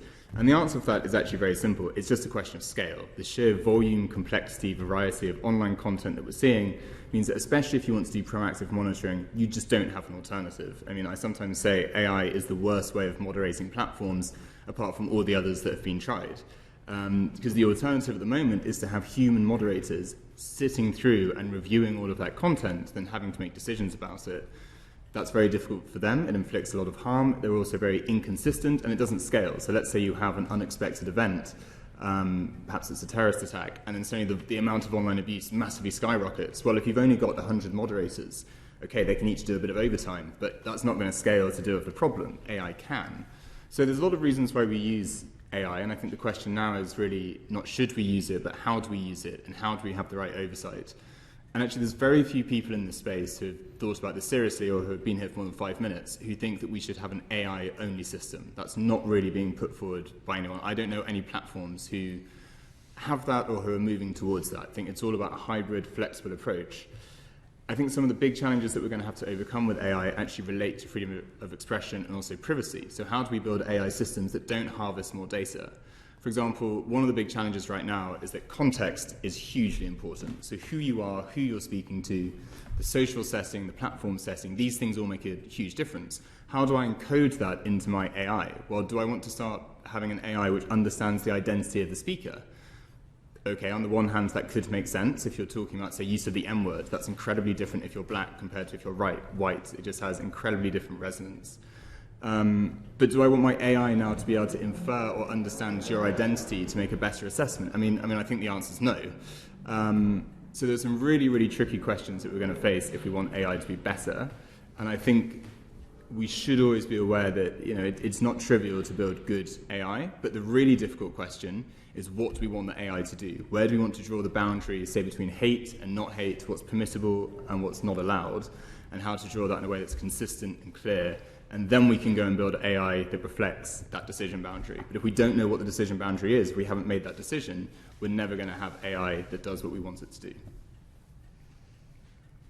What has your research suggested might be the most effective way of enabling platforms to address? Because I know you propose a lot of questions in your answer there. I'm wondering to what extent you've actually reached any conclusions on the answer. I guess I'm thinking if this legislation creates this overarching duty of care, then AI presumably is going to play some role for tech companies in meeting that duty and obligation. And how do they get the balance between the right use of artificial intelligence and human moderation? And how do we make sure that when that balance isn't right, and therefore they do not get the right outcomes, you can't just hide behind the excuse of it was AI, it wasn't a human error? Like, how do we get that balance right? Right, I mean, I think absolutely we have to treat anyone who uses AI should be responsible for its use. It's no excuse to say, I used the AI and it spat out some magic answer and I'm now just going to accept it. That's not okay. I think one of the key things we can have is user challenges. So users should always be able to challenge any decision that they've been subjected to. The other one is that we want explainable AI. So it's a really big problem right now. And actually, this is true even whether it's a human-led process. If you're on a platform and they kick you off, they often don't tell you why. In some cases, you can probably work out why it is. But in lots of cases, you won't be able to, especially if a mistake has been made and legitimately you can't work out what you've done. They haven't told you what policy you've contravened. They often have a lot of policies, so it's not easy to make sense of it. So unless we can get explainable content moderation, I think it's going to be very hard to enable people to make the challenges to when the system makes mistakes, and that's absolutely key. The other thing is trying to be problem-driven. So rather than saying, right, we want AI because AI is shiny and new and fantastic, it's what's the problem that we're trying to solve, and is AI the best way of doing this? Or is AI just one tool amongst many that we should be using, and we should think very carefully about when we do use it? I think this really also comes down to, which we'll probably get onto separately, is safety by design, and how do we build safe systems, rather than just trying to tack on to the end of it a bit of content moderation that we think will solve all the underlying problems. If we haven't built a good system to begin with, it's not going to do it. It's like putting on a plaster. It's not the right answer. Okay. Tonya, did you want to come in? Just with my questions, Chair, yes, Yeah. please. Ellen, you suggested action on online harms should focus on encouraging social media companies to change features on their platforms that make harm to users more likely, rather than trying to ban specific harmful content. What are some of the key changes of this kind you'd like to see the platforms make to address online abuse? So I think there's a lot of answers to that question. I think the focus really, what we want to be seeing is focusing on what systems platforms have in place that goes much beyond content moderation systems. And I think certainly content moderation systems should be part of an assessment, should be part of a risk assessment and an assessment by the regulator as to what steps platforms are taking. But content moderation systems, as they currently are always kind of post hoc. They always wait for a problem to occur, and then can you report it? Is it taken down? Are you banned? Are you not? And what we would like to be seeing is much more proactive steps being taken up front by platforms to be designing systems in ways that kind of reduce those risks overall. So some of that will be related to what Bertie was talking about with AI content curation, for instance, might be recommender systems, the way that news feeds or timelines are created and served to people. I think there's also questions around how the kinds of communication that users are able to engage in with each other. So, for instance, I know there's a lot of concern about sort of throwaway accounts where people just make an account to abuse somebody and then delete it and then move on to another account. Having systems where you can't just post immediately, you make an account and immediately you can message anybody you want on the platform. I know some platforms have systems, platforms like Reddit have systems where you have to kind of build up a bit more of a community identity. And it's not, I don't mean identity in the sort of verification sense, but in that sense of people on the platform know who you are. People on the platform can see what you've been up to and what other things you participated in online. I think there is also a bit of an evidence gap around exactly kind of specific design features when you're getting into the really kind of detailed elements of what we want to see. And I think we've seen that from obviously the Facebook files and the other kind of what the whistleblowers have been sharing over the years, is that platforms are doing these kinds of tests. They are tweaking things like algorithmic systems. They are making design changes. Twitter increased its character count. Did that have any effect on abuse? I don't know. But I feel like that's the kind of question that we would want the regulator to be able to ask, is I've seen you've made this change. I've seen you've made this, like Seyi was saying earlier about the audio files, the introduction of audio on Twitter. What is the effect of when these little tweaks are being made? And even if maybe there's not an obvious connection to, I can see straight away how that would lead to greater harm, greater risks of harm. I think it's a question we need to be able to ask the platforms and not just rely on what they're telling us, that everything will be fine, which is what they tend to say. That accountability is needed, and kind of, and we've spoken also earlier about the unintended consequences as well of what they're doing. Okay, great. But you've spoken there about this, the systems. How could the duties in the bill be adjusted to put more emphasis on system design? So I think at the moment there's a lot of elements in the bill which are focusing on systems, but they sometimes are a little bit secondary. So for instance, on the legal but harmful duties, focusing so much on terms and conditions and the enforcement of platforms' terms of service, I think that is one important system. But again, that's going to be something that is usually going to be reactive to after something's occurred. Are you taking it down? What are you doing about it? And I think there's sort of mentions elsewhere in the bill of this will include algorithms, design, platform design, business models, but I think more kind of focus on how that could be brought kind of more to the front of the duties, and not as a kind of secondary after the content moderation is really what it's going to be focused on. And I think a lot of the worries that we've heard about the bill from folks particularly concerned about freedom of expression are coming from this place of, well, if this is a bill that is going to enforce content being taken down, and what we want is just content being removed, and that's the change we want to see, then there's a lot of worries about how do we balance that with all of these different freedoms. But when you're thinking about the kind of design processes, obviously freedoms need to be taken into account, but it's less of an sort of immediate threat at that level. Do you think the bill strikes a good balance between requiring action on specific types of harmful content and encouraging companies to change the features of their platforms which are going to increase the risk of harm to users? I think it's difficult at the moment, before the kind of priority harms and everything has come into play, to predict exactly kind of what changes the bill is going to require platforms to do. I think it would be good to have more clarity on how far platforms are going to be being assessed on their actions about specific harms versus just sort of generally, if there's common systems which, for instance, an algorithm which is promoting divisive content, it may not be linked to a specific harm, but it can be linked to sort of general risks of violence, amplification of abuse, and so on and so forth. I think the risk of pinning down exactly these are the harms that we want you to address is that then anything that's not doesn't fall exactly in that scope, platforms might be able to say, oh well, it's not our problem. I'm thinking particularly of things like disinformation, where often there's a fine line between disinformation and abuse online. They can be commonly kind of connected, particularly in attacks against women in public life. And our concern is that if sort of societal harms and those broader kind of misinformation, disinformation elements are explicitly excluded, then it kind of gives platforms a way out of saying, oh, but that's not in scope, that we don't have a duty to do anything about that, when it may be that similar design changes would help both problems. Christina, did you have some questions? Yeah. William, I've got some questions for you, if that's okay. So you've argued that the final online safety bill should include an overarching duty of care on platforms to protect users from reasonably foreseeable harms, such as online abuse.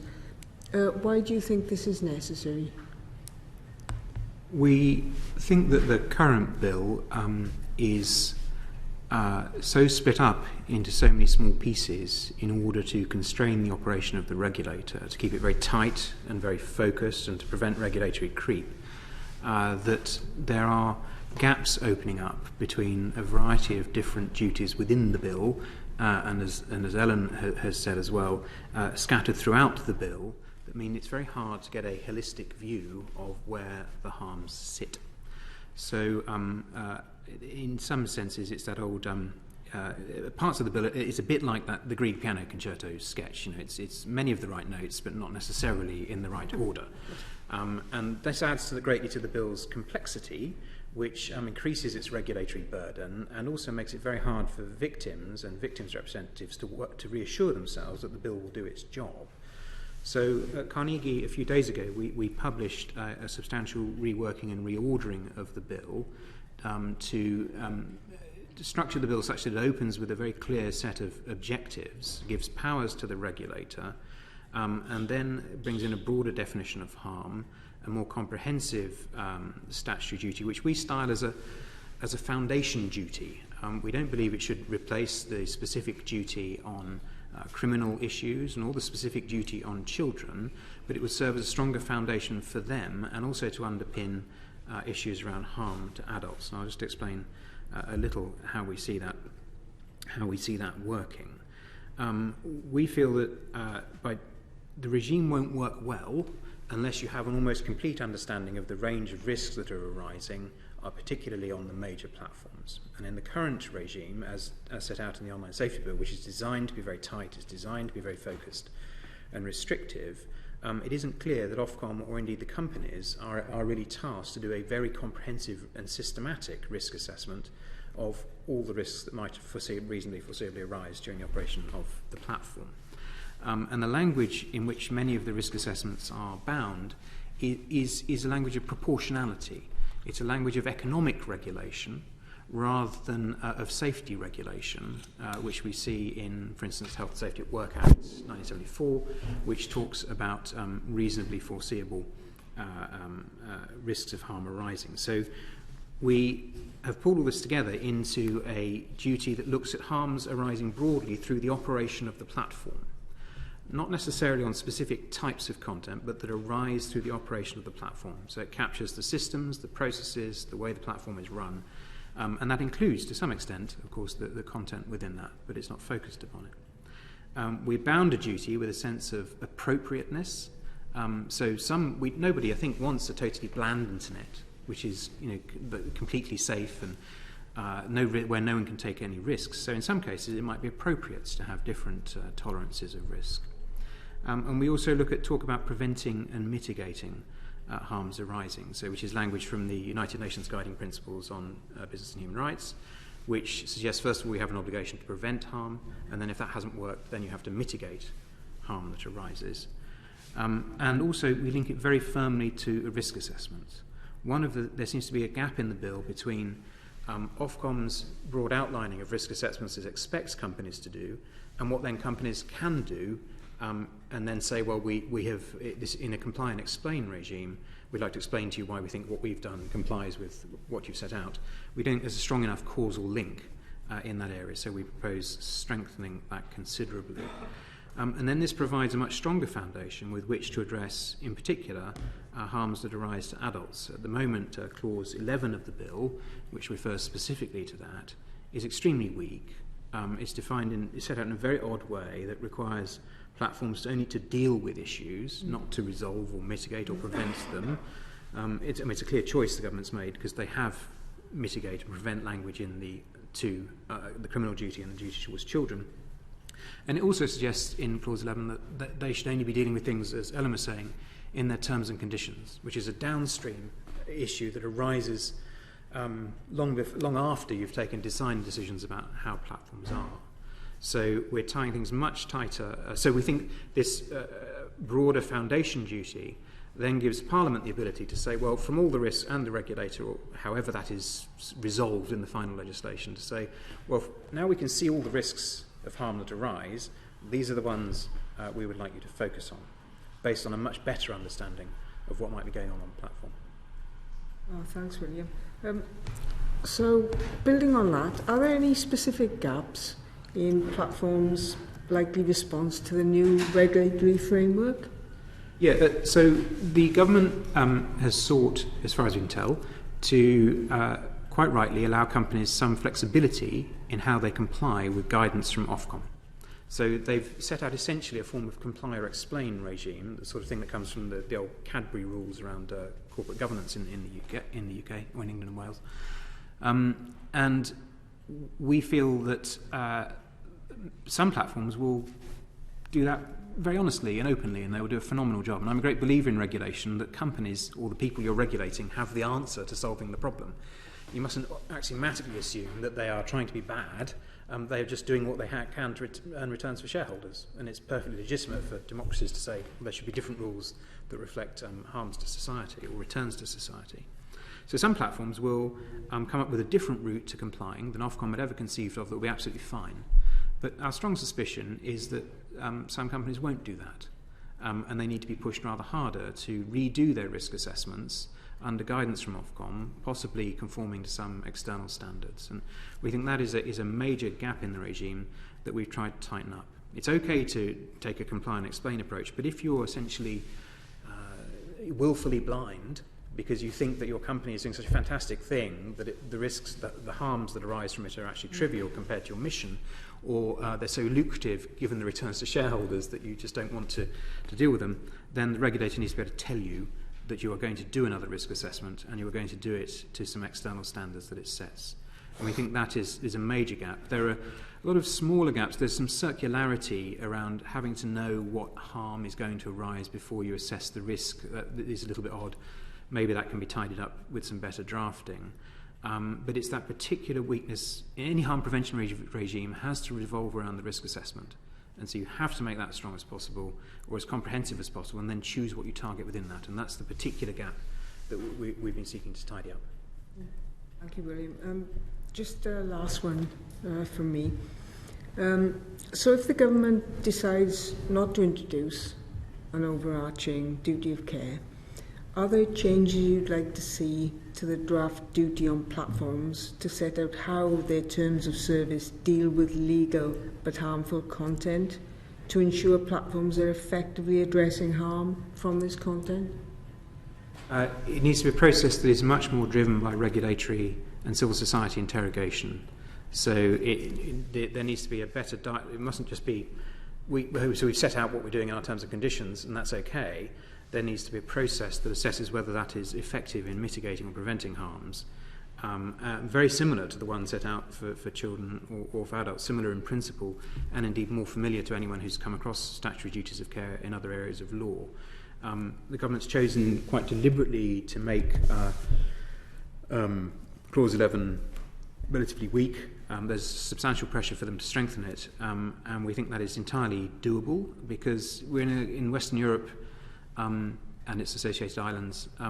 Generally, there is regulation of the most powerful sets of media. The European Convention on Human Rights says it's perfectly permissible to regulate broadcasting and to regulate cinema because that's when it was drafted.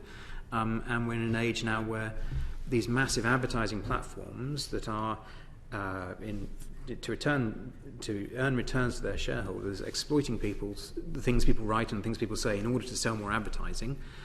Now is the time to regulate that where it's causing harm to adults, as we do with TV, radio, advertising, and film distribution, but in context of these platforms. They're not broadcasting radio, they're not radio, TV, advertising, or cinema. They are a different thing with different levels of risks, but we're already doing it for these substantial advertising-driven media. There's no case for not doing it here. Thank you. Martin, did you want to come in there? Yep, thanks. Again, to yourself, William, a lot of the abuse that's harmful to adults will come into the category of abuse that's legal. So unlike the illegal content, the draft bill doesn't impose a duty on platforms to actively mitigate those risks. Would you like to see an equivalent duty introduced in the bill?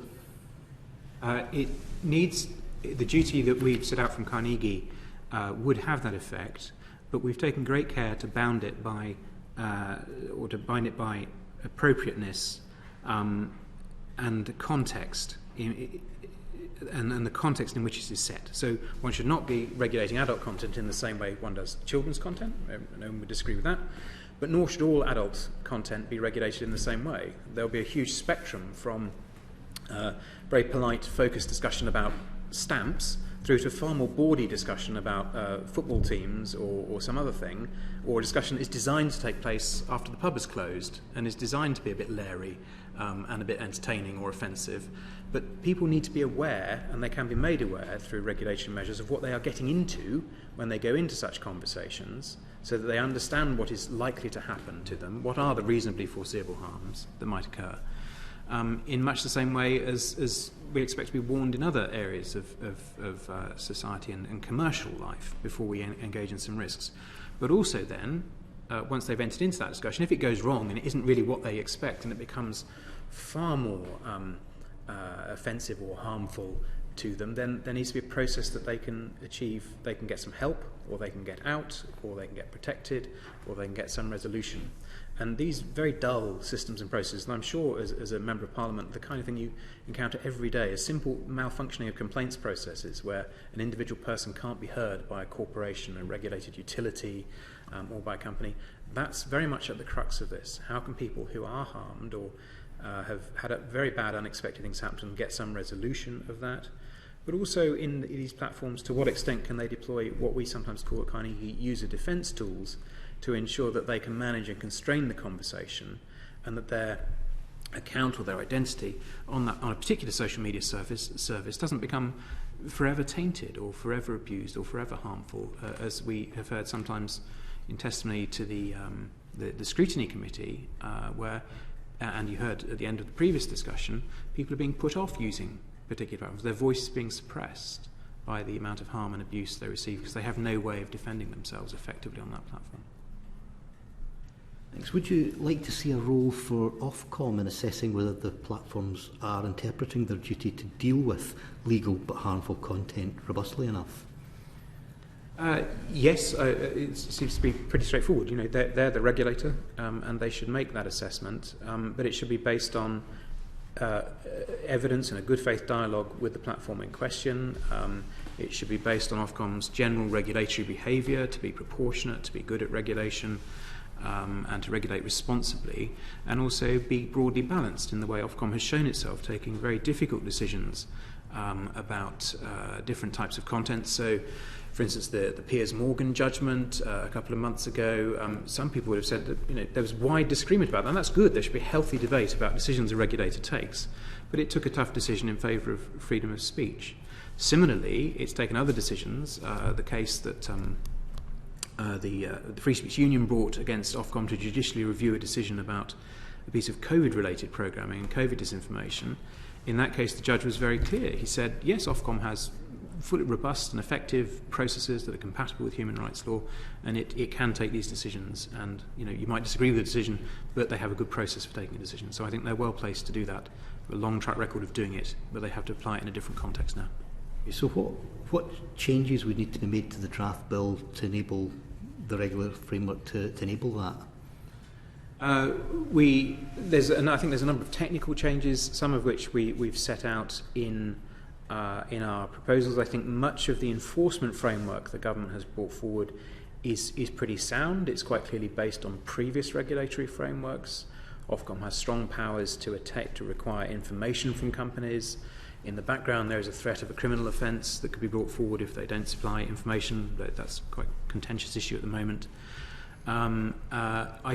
We wonder a bit about penalties and service denial orders. Are some of these things effective enough, particularly with the largest companies, where I note, I think Facebook sits on, is it $60 billion cash at bank? It's just sitting there. It's not earning any money for shareholders. Alphabet sits on over $100 billion cash at bank. I think it's $120 billion. And so in regulatory microeconomics, you would say, well, where are the incentives to respond to fines in those circumstances? Because there's this sort of deadweight money there. But as I say, I have great hopes that in my long experience of regulating all sorts of different industries, companies tend to respond in good faith, and the bigger they are, the more they respond. We can see that across a range of sectors, but you have to get the regime right, you have to give the regulator the right powers, and as I said earlier, in particular, this ability to chase through the risk assessment, because the risk assessment is at the heart of this. If you've not been acting to mitigate or prevent the things you've revealed in your risk assessment, that is at the crux of the regime. So we need a stronger ability for Ofcom to drive through a risk assessment, for it to bring in these enforcement powers that it has. So just following on from that, in order to undertake these risk assessments, the proposal is that there will be codes of practice in place. I wanted to ask you about this, William, but also Ellen as well, to follow up. How prescriptive do you think these should be? Have you got thoughts on how, because we know one of the issues a lot of people have raised is how fast technology develops and how quickly legislation and regulations can go out of date. So, I mean, what are the thoughts on currently on the government's proposals, and also how we think they could best proceed with codes of practice in particular? One of the interesting things that Ofcom will do in producing guidance and codes, which has not been studied in great detail, is the production of risk profiles. So Ofcom will do its Clause 61 risk assessment, and then it will produce a series of risk profiles, which essentially for service types, what is the statistically likely incidents of risk against that service type. And then guidance flows, I think, from risk, because it's a bit complicated, from risk assessments that are related to those risk profiles. So so that is the kind of the fulcrum around which it pivots, really, the risk profiles. And how prescriptive the codes need to be a balance of, and we can see this in the draft codes the government's produced. The children's code, for instance, is really quite prescriptive in many places, but it's based on an acutely victim-led approach to tackling the harms, and one should, in good practice, be victim-led. It's quite important to do that, and then step back and take a more strategic view than an individual victim perspective and say, well, this is the way you tackle those strategically. But again, I come back to this sense that companies, the biggest companies, should respond quite well to some of this, and they need to have a dialogue with a regulator that they trust about how they comply with the codes and the drafting of those codes. There is always a risk that companies will just fall back into litigation around the prescription of the code. So we saw this in the early days of Ofcom, and it took a lot of work on setting up Ofcom nearly 20 years ago now, when I had a full head of hair and it was a lot more energy. And the first years of operation of Ofcom were characterised by heavy litigation, many appeals against their regulatory judgments, which brought a lot of Aston Martins for a lot of barristers in chambers. And Parliament, after 8 or 9 years of that, I think, said, no, we should need to limit the rights of appeal because we have to trust Ofcom to get on with it. And good regulatory practice is the ability to take good decisions quite quickly. And there does need to be this ability for the regulator to act and for people to have confidence in the regulator's actions without endless litigation. But we can't quite tell yet how it will all end up. The more prescriptive your code, in some cases, the more litigation you'll get around the detail. Similarly, though, the broader the code and the less prescriptive it is, you might get other issues of definition and fairness. So the balance needs to be struck somewhere in the middle. Okay. And Ellen, I mean, obviously you've got anything to add to that, but I also wanted to ask you about the argument about recognising the more gendered nature of many online harms, including abuse, and how the codes of practice could reflect that, or what thoughts you've got on that.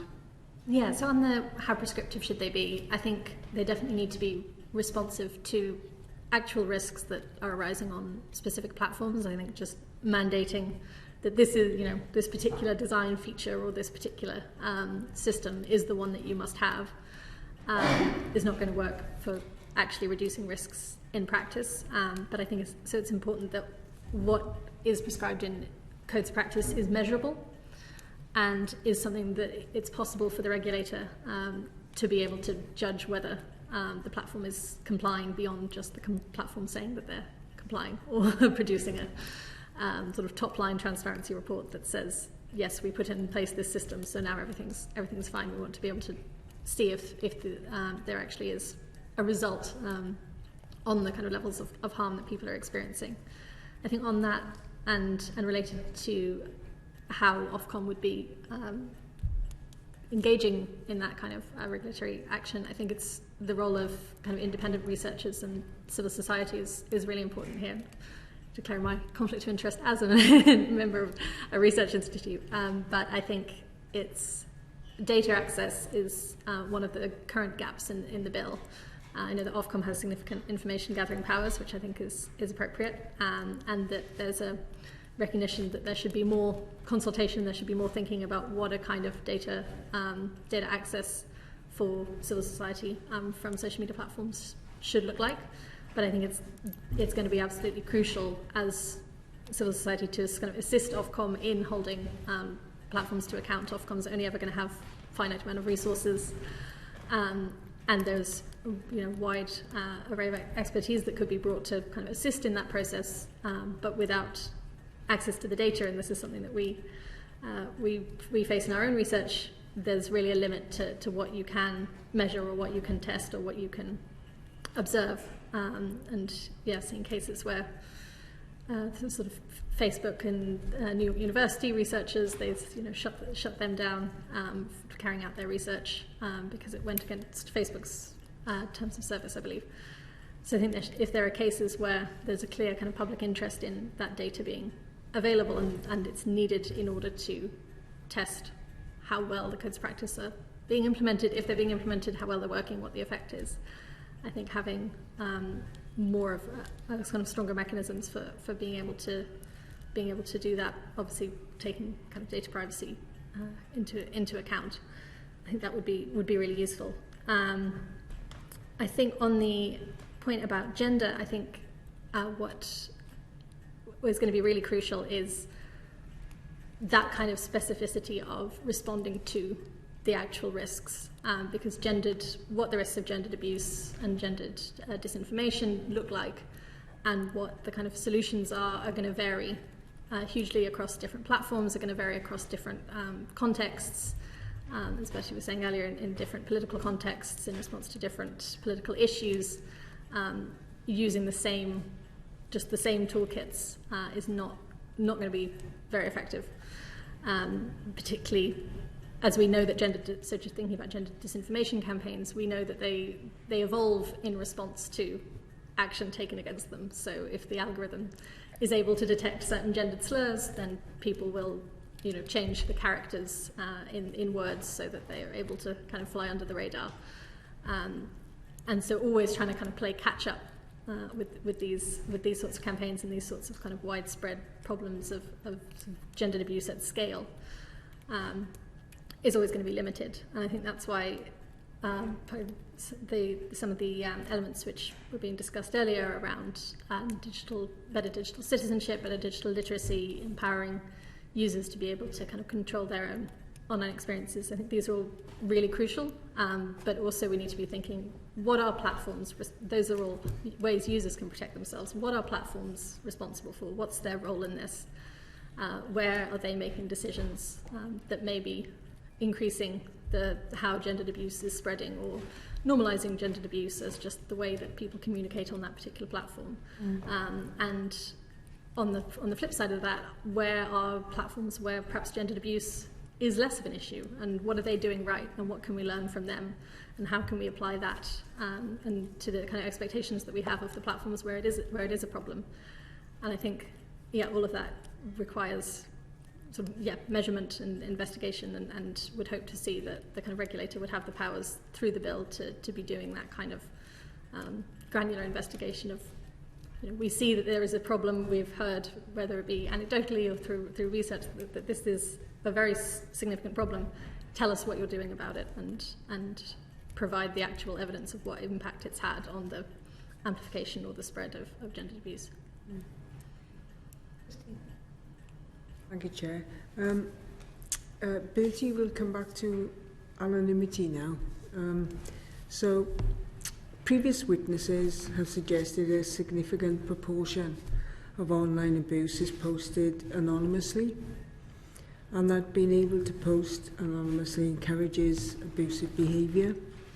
Has anonymity come up as an important factor in your research on the scale of hate speech online? Anonymity is one of those really difficult issues, because I think there's widespread consensus around this that both vulnerable and non-vulnerable people want to be anonymous online, and it's incredibly important that we protect that. So whatever finding we have around the relationship between anonymity and abuse or hate, we have to take into account that anonymity is very important. I think we also heard in the previous session about the Twitter finding around how they defined anonymity, which is, of course, very interesting. I mean, there's a very clear body of research and theory in particular which says that... Do you mind if I just, on that? Oh, yeah. Just that, how do you define anonymity? When you say anonymity is important, do you mean anonymity as in having an account that is not verified in any way, or you are untraceable? Or do you mean anonymity as in you can present an argument and people don't necessarily know who you are, but the platform or a third-party provider would be able to trace you if you are being abusive? Have you sort of come to conclusions on those definitions? Well, yeah, you've taken the word from me, or the word that I was going to use, which is traceability. Sorry. So this is the key distinction. Are you anonymous or are you untraceable? And traceability is crucial for security services. So if we want to have security services which can prosecute illegal forms of abuse, then absolutely we need people to be traceable, and that's really, I think, what Twitter was talking about. They're saying, look, we have a way of tracing these people. I mean, and again, not that robust, really, if all you need to do is have an email address and a phone number. As we all know, that's not a big barrier. Anonymity, of course, is slightly different, and if we talk about it in a very technical sense, then there's certain things around how we define anonymity, but I think in a more social sense, we just mean, can you hide who you are online? There's also the issue of people who have pseudonymous accounts. So I'm sort of pretending to be someone else, or it's even perhaps slightly recognized that it's not a completely authentic account, and these are slightly different issues. But there is that body of research that says, yes, anonymity is going to be absolutely crucial, because essentially you're no longer responsible for your actions. And when you add to the fact that you're in a computer-mediated environment, so you don't see the immediate effect of whatever you say on the person who's affected by it. So you can be incredibly abusive and you don't see how much it's harming them. You also don't, it's often asynchronous, so you can kind of post it late at night, forget about it, and then that's it, you forget about it. But for the person who's received it, of course, it has a huge impact. So there's a lot of what I would say theory-inspired research which says that this should be the case, and a huge amount of qualitative studies that show this is the case. I have not seen as much quantitative, systematic, longitudinal research which shows that anonymity is the key problem here that we need to solve. It absolutely is part of the problem, but if you're going to say, I think some people present it as the singular issue. If we can just solve anonymity, then we solve online abuse, and I definitely do not see that in the research that we've done. And lots of abuse online can be identified to a person who has to bear the consequences of that.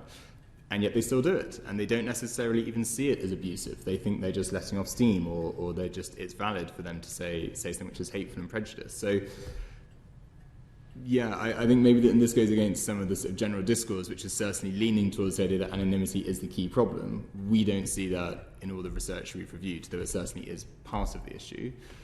I think the other thing with anonymity is thinking about safe by design systems. So it's absolutely right that people can be anonymous online, and that's really important. But there should also be a way of designing systems so that if I don't want to see content from people who are anonymous, I should have a way of doing that, because that might help me to limit my exposure to not just abusive content, but also disinformation and other forms of harm. I think that's really where the conversation should be heading towards, is how do we have systems that give people that choice and flexibility, rather than trying to be too prescriptive about anonymity as a single issue. Do you mind if I just follow up on that? So two things. One is, when you say people should have the right to be anonymous online, just the counter-argument that many members of the public feel that, they don't have the right to be anonymous walking down the street, they don't have the right to be anonymous in a public meeting voicing an opinion, they don't have the right to be anonymous in a shop if they shout at somebody. And so people would question, why do you have the right to be anonymous online? That's just a question that's been put to us as part of undertaking this inquiry. And the other question I would put is, if there is no research to show that anonymity is the cause, if you like, of all the online abuse, has there been any research to show what is the cause of the predominance of abuse online, which is much more amplified than in the physical world, if you like? I think I might just want to make a small clarification around. I'm not saying there's no evidence that anonymity is important. I think it's just whether people are overstating the importance of anonymity, and sometimes it is treated as the single factor. And I think that's the thing that I have issue with. I think there is evidence that shows that it's one factor amongst others. I think why anonymity is important, but it can range from people who are dissidents and journalists and who are speaking out politically, and obviously that's incredibly sensitive, especially when you look globally, and that needs to be protected, but all the way through to people who are exploring their identity or searching for a sense of self, and they might get some benefit from anonymity or having pseudonymous accounts as well. So I think there are some very clear motivations for having anonymity protected.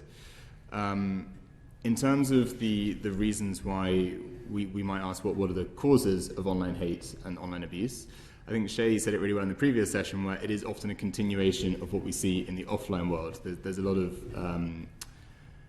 of research around how people who say are exposed to, who only really interact with people from their own social group, have a real lack of understanding and contact with people from other groups and can start to develop some very prejudicial and hateful views about them because of that lack of contact and engagement. And that spills over into the online world as well. I think there is also these issues around computer-mediated communications and this sense of separation from the person who bears the brunt of what you say. And there are other factors too, but I think the real challenge that we have here is that social media is changing so rapidly and it's so new that our ability to generate longitudinal, systematic, quantitative research into the causal drivers of this sort of behaviour is very limited. And as we just heard, one of the big challenges is how do you get the right data? You know, all this data is not held by us as researchers, it's held by the platforms. And if we can't access that, it's very, very difficult to say, look, this is the problem, now let's go solve it. You know, we're still just trying to tell you what the problem is. And we won't be able to do that fully until we can get better data. Might I just respond to some of that as well? Just on the question about the right to be anonymous, I think there are lots of cases in kind of the offline world where we accept a degree of the right to be traced. You know, for instance, you're going into the shop. We know that there's probably going to be CCTV cameras, but we're not presenting an ID to the person at the front door so that they can definitely track us down if we happen to commit abuse while we're in that space. And I think we've seen, even over the past few years, a lot of debate around where is the limit between how trackable and traceable, to use a common term, it's acceptable to be. We saw Google and Apple kind of refusing to make changes to some of the COVID apps that would have made people more traceable for privacy reasons. So I think it is a kind of live debate, even in the offline world, where the limits of kind of traceability are. And I think I totally agree with what Bertie has said about anonymity often kind of coming up as maybe this is just the solution, that if we fix this, then everything will go away, and not thinking that that's going to work. Because I think that there isn't a reduction of anonymity that only negatively impacts people who are abusive. And I think that's often the kind of the silver bullet people are looking for, quite understandably. But anything that is reducing people's ability to be anonymous, whether it's directly by requiring identity or sort of by proxy measures which strongly incentivize them to reveal their identity, is going to put some people at risk. And I think a worry that I have about a system which allows people to block, for instance, all anonymous accounts, regardless of the actual behaviour of those accounts, simply on identity basis. It's not connected to whether that person has been abusive or is spreading disinformation. It's connected simply to the fact that they are not revealing their identity, which we know is disproportionately going to be marginalised groups. And so then the risk is that this leads to a sort of two-tier system where we say, oh well, people who have to be anonymous for their own safety, they're allowed onto the platform, but they can't talk to anybody, and they can't interact in public debates, and because we're not entirely sure who they are. And I think the distinction between people who use pseudonyms but provide IDs, say, to a platform, and people who don't provide IDs to a platform is a useful distinction, but also we should keep in mind that people who need to use pseudonyms online are often maybe also unable to give their data personal verification to a platform, and that could be for practical reasons. Perhaps they don't have a bank account and they can't use the third-party identity verification that links to the bank account, or it could be for safety reasons, that the risk of leaks or the risk of hacks or the risk of bad actors having access to that data, or platforms misusing that data, as we've seen platforms can be want to do, is just too high for them to take that risk. And I think particularly in the context of a bill which is so focused on safety, one of the things we would really like to see is a kind of a greater recognition of how privacy and anonymity online do entail safety for some users, and that in the bill at the moment, I think their privacy, and they don't speak about anonymity specifically, but thinking about privacy and freedom of expression were sort of brought in as constraints. It's sort of, we're going to pursue safety, But while you're pursuing safety, you also have to have duty to regard to the importance of these other rights. And I think a sort of reworking of the bill that recognises, I think, Carnegie's proposals does this nicely, that actually for many people, being able to exercise those rights and the pursuit of those rights is absolutely central to them being able to be safe online and exist and speak safely in the online world. So I was just going back to something that you said, Bertie, earlier about one of the cause, that anonymity isn't necessarily, we don't have the research to show that anonymity is the root cause of all of the abuse, and some of it is, I think the phrase you used, sort of computer automation and that distance. Yeah. And I think it's very interesting what you say about, there just needs to be more research really on and data available on what is it that's causing. If we're going to solve it, you've got to have the data to show what's causing it. I think that's come across very clearly from what you're saying. You've sort of proposed a few solutions there, Ellen. Is there anything else that you would say about what possible solutions there are to increasing traceability in order to deal with, in order to enable the widest participation possible, but minimise the ability to abuse? And I know not all abuse is anonymous, but that is, I think, is the most egregious abuse for people when they don't even know who is abusing them. I think that's one of the big challenges for people. I'm conscious we are running out of time, so we had. Just do any of you have anything you'd like to add, basically, that you don't feel you've had the opportunity to address so far? We've got a couple of minutes, really. Bertie. Yeah, I think it's probably just two final points. I think the first one is that I think the people who are most affected by abuse should be the ones who are having a much bigger voice and a much bigger role in the whole policy discourse and civic discourse around this problem. So I think people who have been affected by it, groups who are more likely to be affected by abuse, they should be centre stage. And I just think that should be key across all of the work we do. Second, really, is just clarity. There's so much confusion around what do we mean by any of these terms, and the more that we could have precision and clarity around what we mean, so that even if I disagree with your account of abuse, I know what it is and I can challenge it, that would be incredibly helpful. And maybe just one request for this committee is that if you could put any push towards having clearer definitions, having more consensus, more standardisation, that would be a huge help. Okay, thank you. I think one thing I was particularly struck by, Chair, was, and I read on your website as well, was very different views of school children, in particular about anonymity, was in that particular example. But it's symptomatic of a transition from the first era of the internet, which was about individual personal freedoms. Governments are not welcome here. Corporations are not very welcome here either. This is a free and open internet. And we're now transiting from that towards what we might call, what Jonathan Zittrain calls, a more public health era of the internet, where in fact we're dealing with the externalities of all the individual freedoms which, taken together, cause harms to society. And in order to inform that,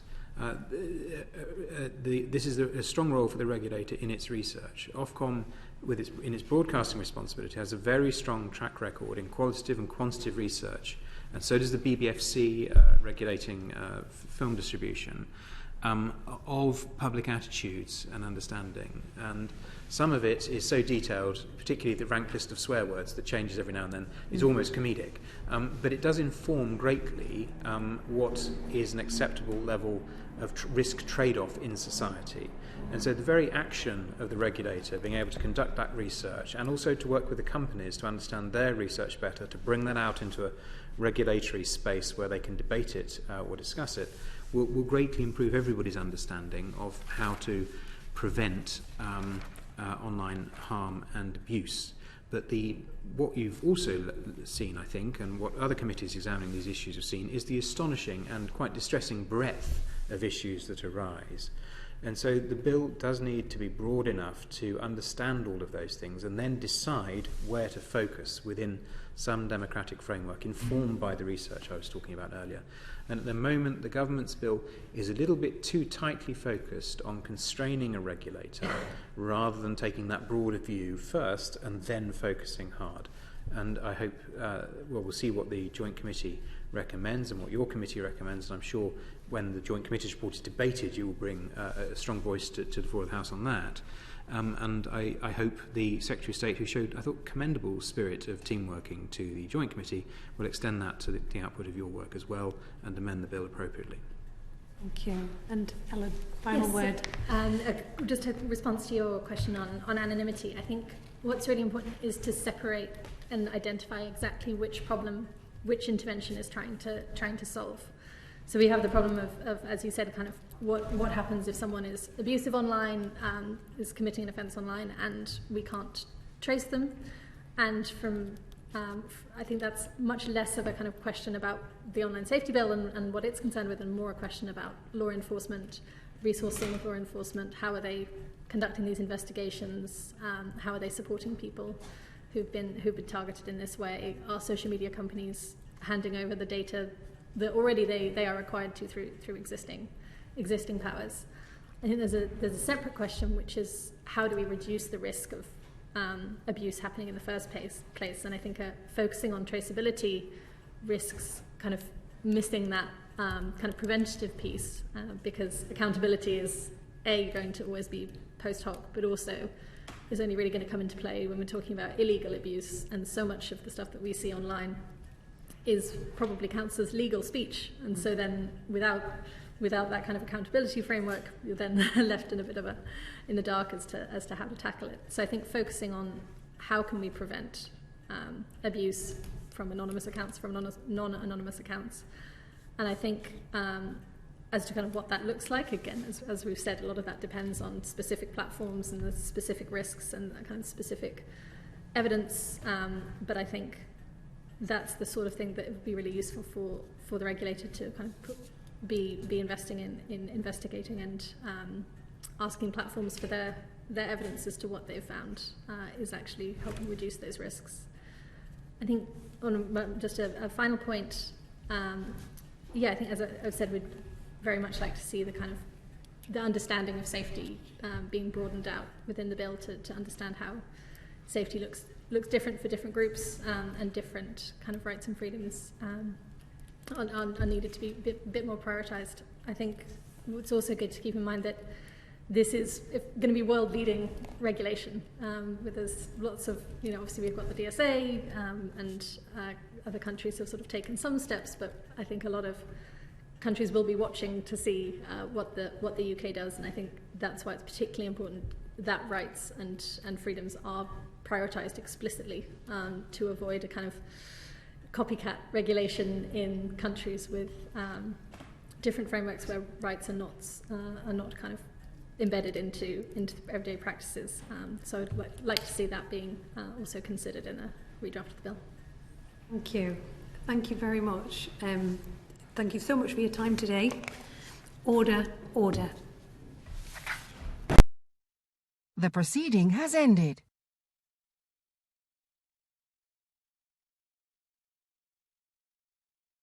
The proceeding has ended.